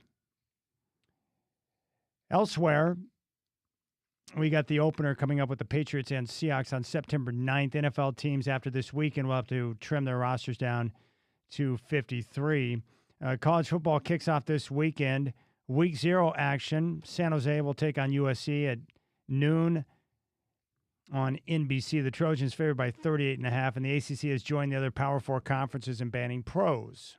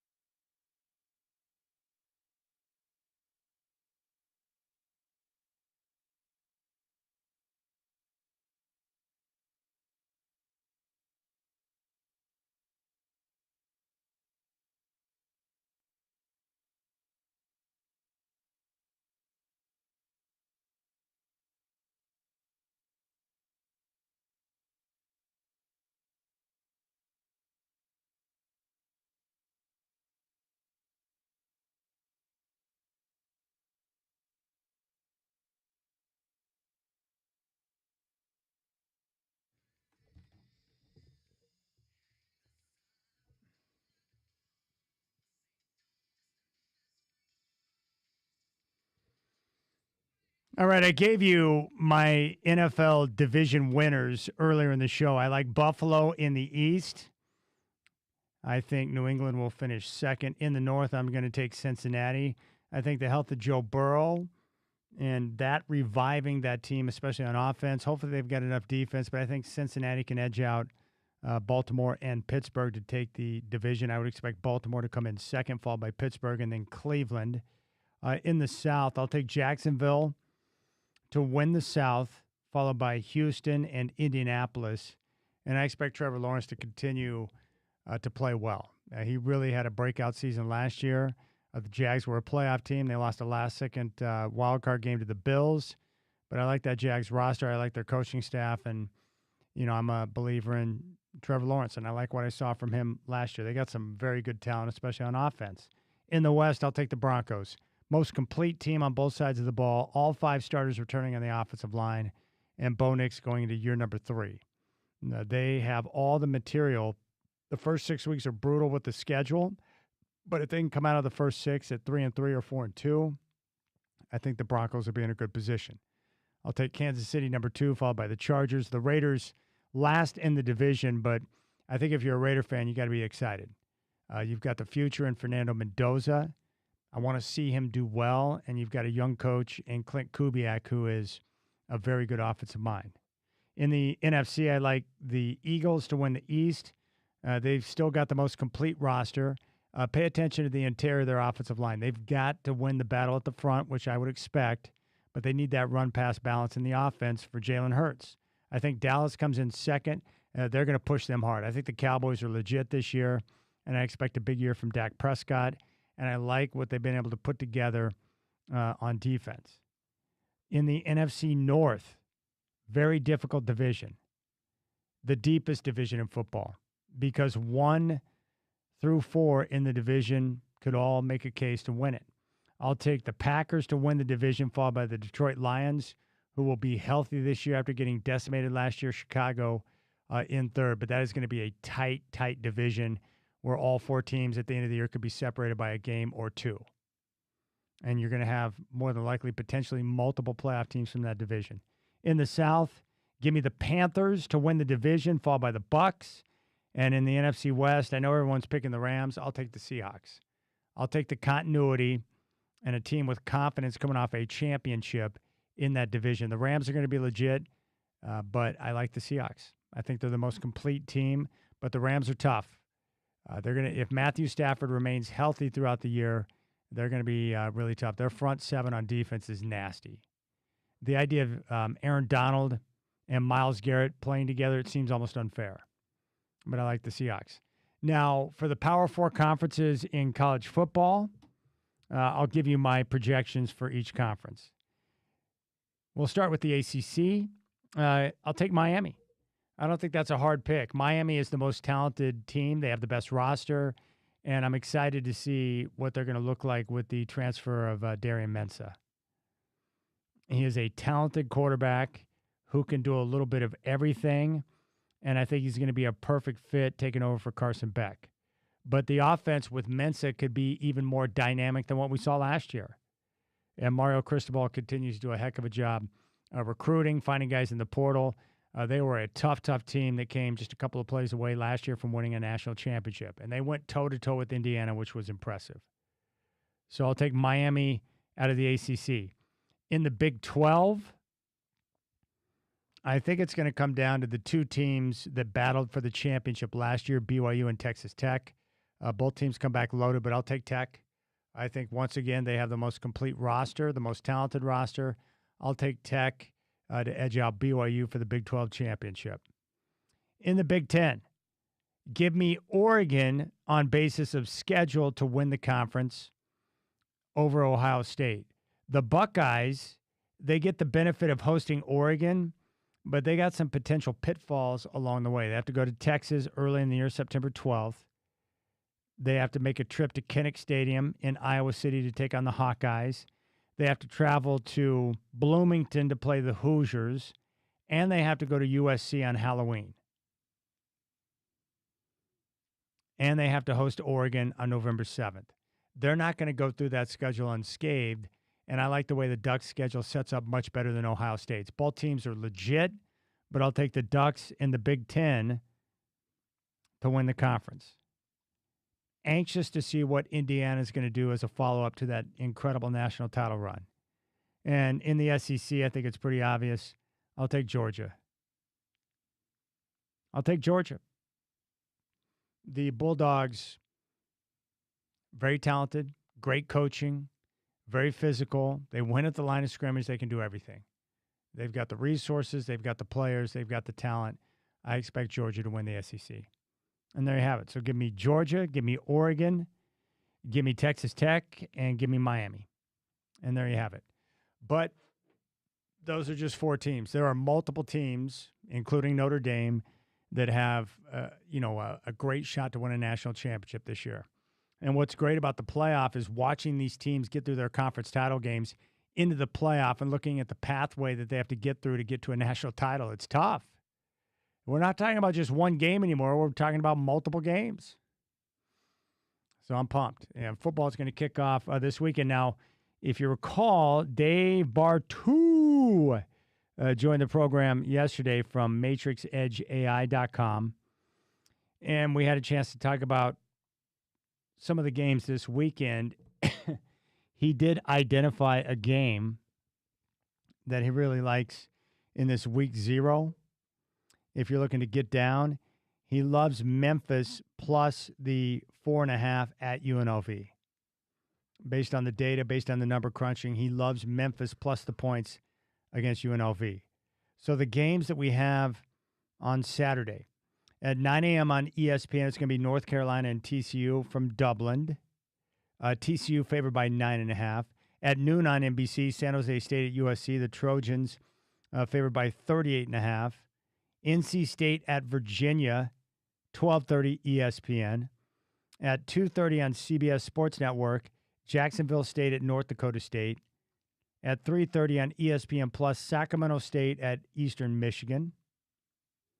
At 4 on the ACC Network, Hawaii at Stanford. On the CW at 4, you got New Mexico State at Florida State. And then that nightcapper, as I mentioned, Memphis at UNLV, 7 o'clock on Fox. That game will be played at Allegiant Stadium down in Vegas. And then after the games on Saturday, we'll get into our first full Week 1 action with games starting on September 3rd. We'll have games Thursday, Friday, Saturday, and Sunday. So on Thursday, you got Colorado and Georgia Tech, Idaho at Utah. On Friday, UTEP at Oklahoma. Miami is at Stanford. Fresno State is at USC. And then on Saturday, a full slate of games, including both Oregon and Oregon State. The Beavas will be in Houston to take on the Cougars. And then a full slate. Boise State at Oregon, 12:30 on CBS. The Ducks favored by 24.5. Baylor travels to Auburn, 12:30 on ABC. So a full slate of games on the Saturday, which is cool. Clemson at LSU, 4:30 on ABC. Love it. And then you've got a few games on Sunday. Washington State at Washington, Wisconsin at Notre Dame, Louisville and Ole Miss, and the Monday night game is SMU at Florida State. So there you go. We got college football coming up this weekend, NFL action, final week of the preseason just got underway. Teams will start to pare down the rosters once we get through the weekend, and then we can set our sights on, week one action in the NFL. So it's going to be pretty cool. I'm excited. I'm pumped up. I got a lot of things to keep an eye on. The Denver Broncos and Bo Nix, Sean Payton. We'll see if they can go back-to-back years of winning the division after dethroning the Chiefs.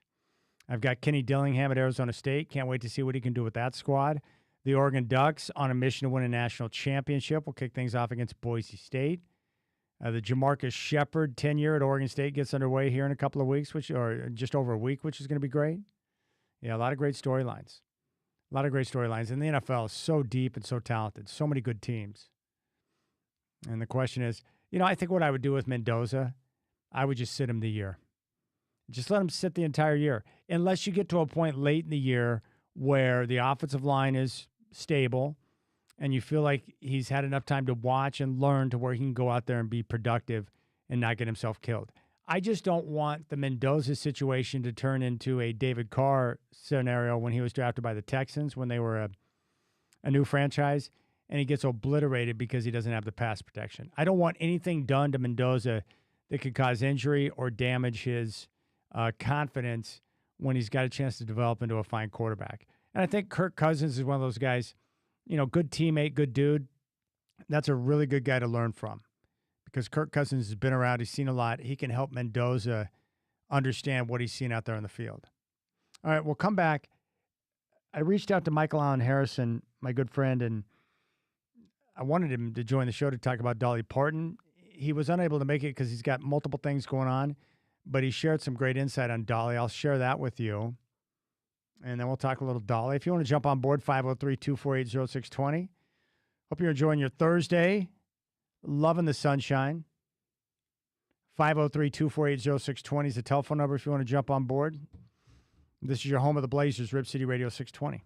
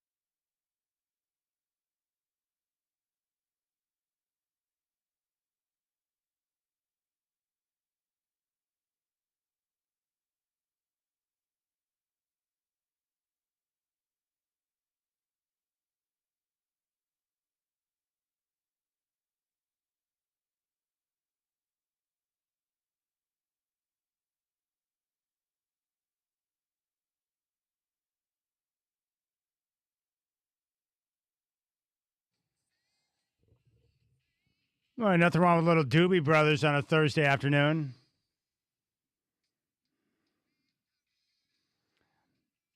All right, I did a little deep dive on Dolly Parton, an absolute icon who we just lost at the age of 80. I think she was dealing with a battle with cancer, but Dolly Parton was a mega star.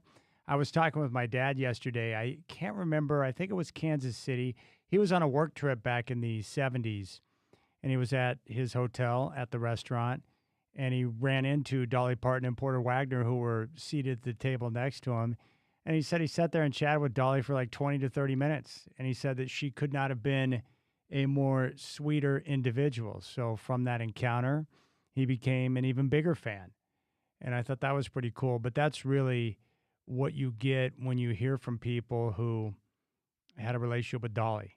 She was genuine. She was terrific with people. She was a great human, obviously a great philanthropist in terms of all the different works that she did in her community to help people. But she was always the same person. On camera, off camera, she was the same. And again, this goes back to what we talked about, right? That when you're genuine, when you're authentic, people will appreciate that. I think we crave authenticity in today's world more than at any other time. Authenticity, someone who is truthful, someone who's real. Even if I cross paths with someone where we may have a different worldview or we don't see things the same way, if they're authentic and real, I respect them. Bottom line. And that's because I want that type of realness. And I appreciate that from, the close friends that I have in my life, is that they're real and they're authentic. And that's the way Dolly was. She was awesome. A sweetheart, and she did everything, right? Whether it was writing songs. I think she has 3,000 songs to her name that she wrote. And I mentioned before that her upbringing and her experiences in her life as a youngster really created the type of emotion that you need for great songwriting. Because a lot of times when there's, great emotion, whether it's a personal situation or it could be civil unrest, when you have these periods of, things that really matter or things that create trauma or really great experiences, it can produce the type of emotions where you get these great songs. And for Dolly, a lot of her songwriting came from her experiences when she was younger. And I think Dolly, so she grew up in the Smoky Mountains of Tennessee, small town. She was dirt poor, like really, really poor. And like I said, her upbringing and her life reminded me a lot of what my Nana went through during the Great Depression. I think Dolly had like 11 or 12 brothers and sisters. They grew up in a shack. She has said before that, she can't remember a time where her mom didn't have a baby in hand and one inside of her, because she was always pregnant and being a mom. Can you imagine 11 and 12, or 12 brothers and sisters all sleeping in the same bed? But that was the reality, where they would all sleep in the same bed. There was only one mattress. They couldn't afford to, buy another one. And so when you have kids who couldn't make it outside to use the bathroom in time, they'd wet the bed. And eventually those mattresses rot out. And my Nana told me they used to stuff the holes in their mattress with like rags or anything they could find to balance out the mattress. Can you imagine that? I think Dolly's father was a sharecropper. I think they lived on a farm where he would help take care of a place for a lady. And they would, raise enough pigs to where they could have enough, food for the wintertime. But when you go through those type of experiences, it leaves an impact on you. Dolly once shared a story where her mom had made a coat for her, and she was so excited because it had different colors and so forth. But when she got to school, a bunch of the kids made fun of her and joked about her being poor and made her feel horrible because her mom had taken whatever materials had been given to her, so rags and different things, to be able to sew and put this coat together for Dolly. And the kids made her feel terrible about it. And I remember Nana sharing those stories with me as well, where she was ashamed to go to school because she was poor. She had to turn in coupons to get books, and kids would make fun of her. And then those things leave a lasting impact on you. Because, kids at school, when you're young, no matter what the situation is, they're always very understanding, aren't they? Like if you have an imperfection on your face or a zit or whatever the case may be, kids are always going to pile on. whether it was, 10 years ago, 50 years ago, 60 years ago, it didn't matter. But what her mom and all of the kids in Dolly's house have talked about this, that their mom they were concerned they were going to come home from school one day and she was going to be dead, that she would have killed herself from depression because she was in and out of postpartum. She suffered from depression, which, of course, is a major illness. But the way that their mother dealt with the great depression that she suffered was with music. So her mom could play the guitar. Apparently, she was very familiar with a lot of folk music. And so to help with the depression, she would, play music and they would sing songs together. And for Dolly, she was able to, kind of pick up the guitar and started writing songs at a very young age, like at the age of 7. And so that music skill that her mother had was passed down. And that's where Dolly was able to take off and really begin her career, and started at a young age as a teenager making records. And from there, she just took off. But I think what powered her through her career was her authenticity, her kindness, her authenticity, her ability to, as she's even said it before, how to operate in what was at the time a man's world. And she just continued onward and upward and became one of the greatest stars of all time. Incredible. I mean, like a big-time megastar in film, in music. I mean, you name it, she did it. So I reached out to Michael Allen Harrison, who is a terrific musician, local musician, and I like to get his take on different things. I love talking music with Michael because he appreciates so many different, types of genres.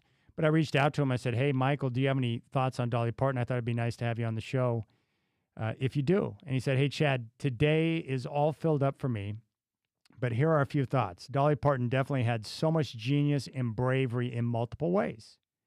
She created a character and persona that made her celebrity legendary. An incredible songwriter, incredible performer, loved authentically, gave so much of herself on stage and off. She made everyone feel like she had your back. A light that shined so bright, and her heart and soul truly wanted the best for humanity. One of my favorite surprises musically from her is her version of Stairway to Heaven. One more observation.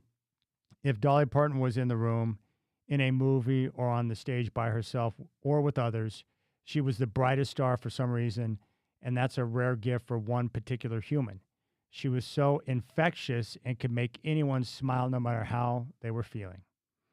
And it's interesting, he also complimented her guitar skills. What amazes me about the times I've seen her perform live, she always wore those gigantic acrylic nails and somehow was able to strum the guitar with no problem. And then he listed out several different songs that he wanted me to check out that he enjoys from her.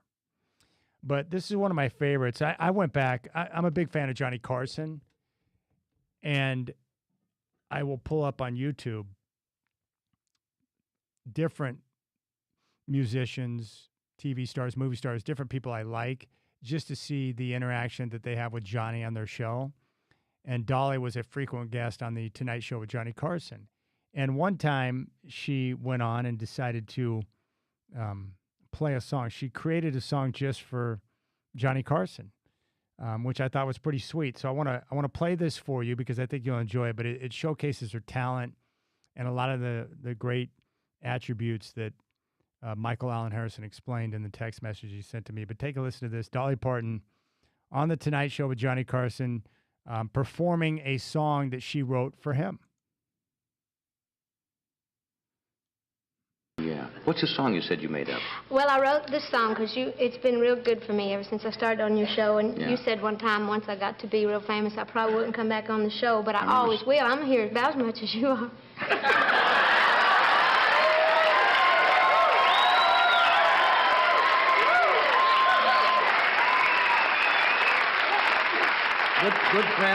Good friends can say that. Yeah, well, that's what I mean. We can say anything. But I was only kidding because everybody kids you about it. Yeah. I only like the show. Well, I think other people do a good job, but I only really like to watch it when you're on. Oh, thank you. And I don't call it the Tonight Show. To me, it's the Johnny Carson show. You're saying all the right things. No, I'm serious.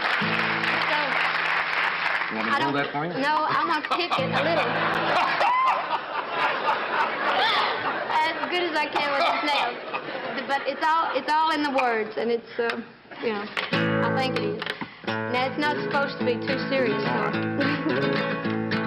I have come a long way from the hills of Tennessee, and I've worked hard to make the folks back home real proud of me.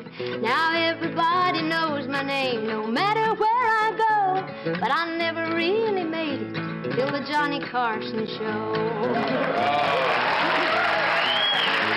Now I have dreamed of stardom since I was just a kid, $1 million dream beneath this $13 wig. In my bell-bottom jumpsuits with my rhinestones all aglow, I became an overnight success from the Johnny Carson show. From polyester paradise to silk and satin frills, from a 48-foot mobile home to a mansion on the hill, from moonshine to rare wine, from a Packard to a Rolls, but I never really made it till the Johnny Carson show. Now there's only one small problem. Sometimes I get disturbed. The folks sometimes get me confused with Monty Rock the Third. But still I think it's worth it, and I just thought you should know that I'll always owe a special thanks to the Johnny Carson show.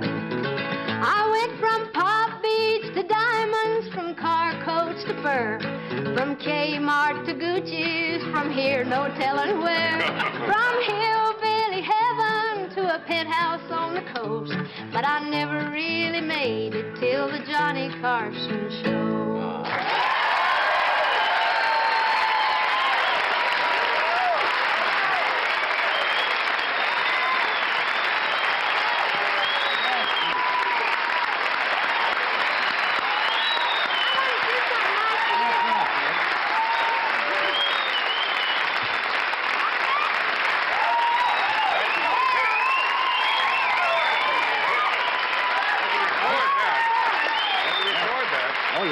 All right, there you go. That's Dolly Parton playing the song that she made just for Johnny Carson on The Tonight Show back in '79. That's pretty good. Showcases, once again, her voice, which was remarkable, her talent, and a special one. I was talking with Beefwater from 105.9 The Brew. He actually went looking. He was going to watch 9 to 5, the movie that she starred in, but I don't think it's streaming or available anywhere. Sometimes the older movies are harder to come by, so I think he's going to go on and try to get a DVD copy on eBay or Amazon or something like that. So there you go. But, you know, like who are the great icons of today? Like we have sports legends or icons who are active today and playing that I think we're going to remember for a long time. But who are those big icons right now? Ones that we'll remember for a long time. Like I was trying to think of some of those people in Hollywood. Is it Tom Cruise? And what about musicians of today? Are there any? You know, the ones who produce songs or create those memorable moments that we're going to remember forever? You know, I'm a big believer that when it comes to certain movies, music, you know, great songs, great songs that are written and composed and put together well, those are ones that we'll listen to forever. There are certain songs that I grew up with, that you grew up with, that we'll listen to forever, and they're still going to sound fresh because of the songwriting, the craftsmanship that went into it. Same thing with certain movies. There are some movies that are so good that they will stand the test of time in any era. And I'm sure you can think of a handful of movies off the top of your head that you've watched over and over again, and they're still great today. But Dolly Parton was, without question, one of those big-time superstars that just had that certain type of personality. And whether you were a country music fan or not, you were probably a Dolly fan. I did get in trouble once. I think it was the first or second grade. My dad and mom had gone on vacation. I think they went to Branson, Missouri. Maybe they went to Nashville. I'm not sure. But they came back, and my dad had a Dolly Parton sucker that I took to school, not for show and tell, but to show and tell my friends about, and I had it confiscated. I thought it was amazing to have a sucker that was created in the image of Dolly Parton. But the school teacher did not find that amusing. Me and my boys did, though. We thought it was great. Telephone number, if you want to jump on board, 503-248-0620. Yeah, I think Tom Cruise right now, probably the biggest Hollywood star. I mean, unless there's somebody else you can think of. But I'm talking about the icons, right? And we grew up with a lot of the icons. But, you know, as guys or ladies get older, some of the icons die out. But who are those going to be for the next generation? You know, because music and media is consumed so differently than what it used to be. Like, are some of the YouTube stars or the gamers going to be, you know, remembered forever? Or someone like a Dolly Parton with that type of star power? I don't know. All right, 503-248-0620 is your telephone number. There are 4 NFL preseason games today. A couple of games that are in action right now. Steelers and Bills are at halftime. Pittsburgh on top 14-10. First quarter in Cleveland, the Browns a 14-7 lead on the Patriots. Dylan Gabriel, 5 of 6, 72 yards and 2 touchdowns. And right now, first quarter in Las Vegas, Raiders with a 6-0 lead on the 49ers. And then coming up at 7 o'clock, Rams and Chargers. That game in LA, of course, and will be on NFL Network. All right, let's go out to Vancouver. Jack wants to chime in. Jack in Vancouver. Jack, appreciate the phone call. You're up on the Rip City Drive. What's on your mind? Well, I wanted to mention a country singer that probably rivals Dolly for many of us. He's a guy, and he's not alive anymore. His name is John Prine. Have you ever heard of him? I'm sorry, can you repeat that name one more time? John Prine, Prine. I don't. I'm not familiar with John Prine. Have you ever heard Angel from Montgomery? I have heard Angel from Montgomery. Is that Prine? He wrote it. Bonnie Raitt covered it, made it. He wrote so many songs that other people covered. He has, I don't know how many albums, 20 albums, and is one of the best human beings ever. His wife, Fiona, has a nonprofit foundation called Hello in There. That's another one of his great songs. If you pass by, a guy and you see some vacant eyes, don't walk away. Say hello in there. It's a tear-jerking song, and he wrote many of these songs when he was 22 years old. How can you write Angel from Montgomery when you're 22 years old? It's a great question. One whose life, hasn't turned out the way she wants. He's a genius, and he has the ability to, in a song, capture the whole life of a person where you go, I know this person, or I can imagine this person just from one song. Yeah. Did you appreciate Dolly throughout the course of her career? Oh, yeah. My wife grew up in Tennessee, and, she'll be proud of me for calling in on Dolly's, when you're covering Dolly on the show. But she'd say, probably, did you tell him about John Prine, too? Well, I'll tell you what you did for me, Jack, is that you gave me a name that I can now do a deep dive on, and I'll get stuck in the YouTube vortex listening to interviews and different songs that he put together. So I appreciate that information. That's awesome. Sure. You'll get a lot. There's been a lot of interviews. He was interviewed by, I think it was called the whatever the name of the most famous or well-regarded poet in America was. He interviewed John Prine and said, "How you write these songs? This is poetry. This isn't pop music at all." Yeah. And he just had that knack. He could just make a line that you'd always remember. Yeah, it's awesome. I'm blown away by terrific songwriters. I love talking to people about the songwriting process and everything. But Jack, I appreciate the call, my friend, and thank you for giving me the name John Prine. Oh, sure. I bet you'll get some other callers today about him, too. There you go. I wonder if he ever did meet Dolly. I imagine, they probably did hang out a little because he went to live in Nashville after a while. Oh, I'm sure. What he wrote, one of his songs that you'll want to hear for sure is called Paradise.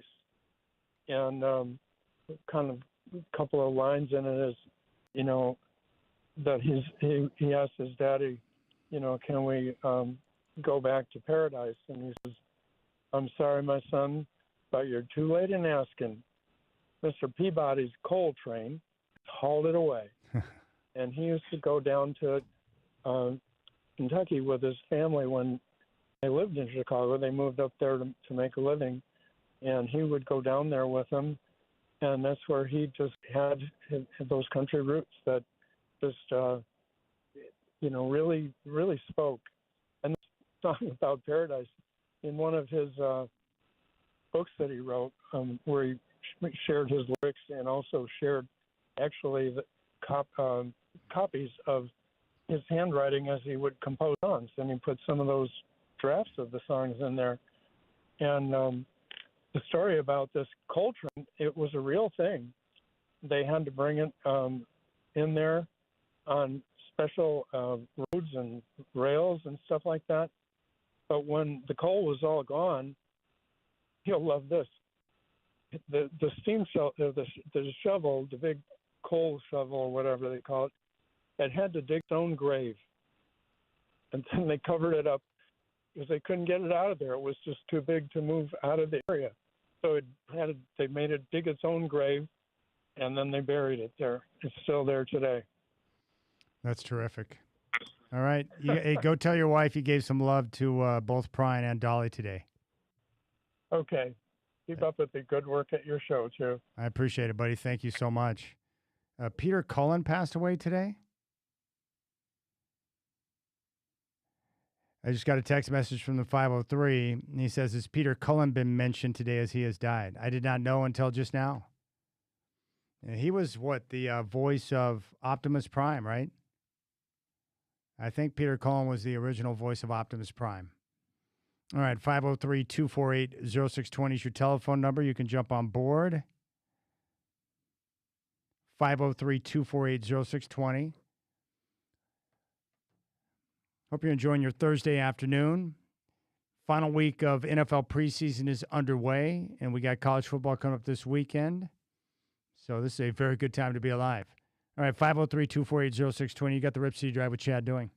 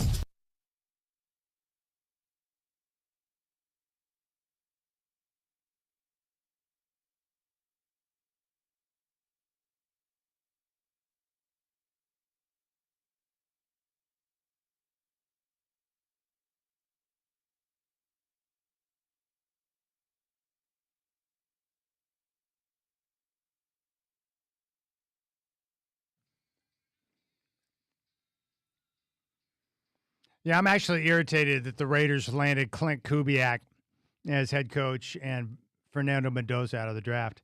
I despise the Raiders so much, and to see those type of guys enter into their franchise, it drives me crazy because I want both of them to do well. I'm very big on the Kubiak family because of the Denver Bronco ties, and I love his dad Gary, who won a championship as coach of the Broncos head coach. And Fernando Mendoza is just one of the best stories in sports. You know, his family, his character, you know, the way that he battled and played for Indiana last year, just the way he carries himself, super smart, accurate with the football. He's got a lot of skill. Like, I want him to do well. So I'm not going to be able to just root against him. I guess the one guy I'm rooting against this year is probably Deshaun Watson.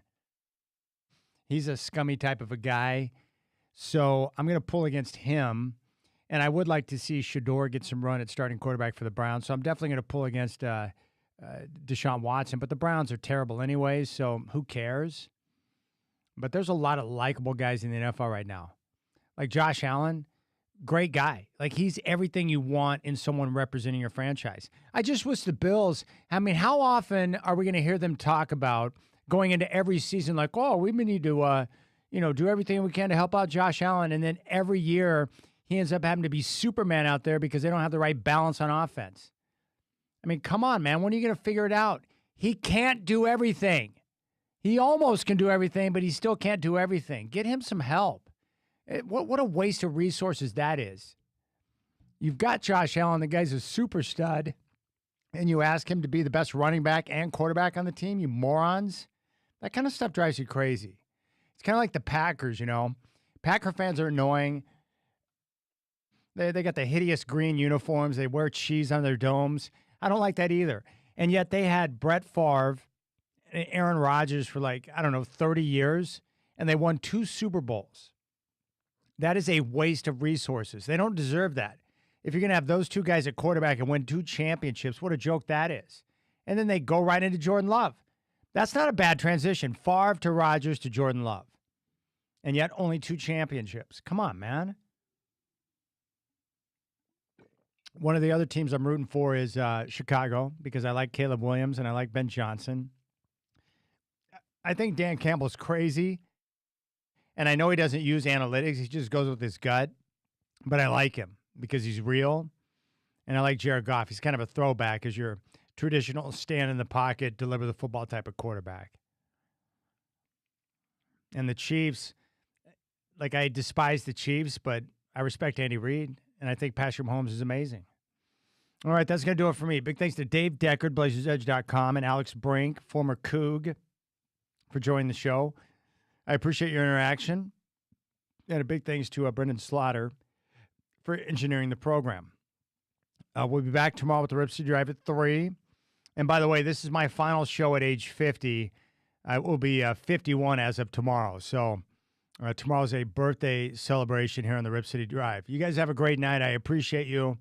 And we'll talk to you tomorrow here on the home of the Blazers, Rip City Radio 620.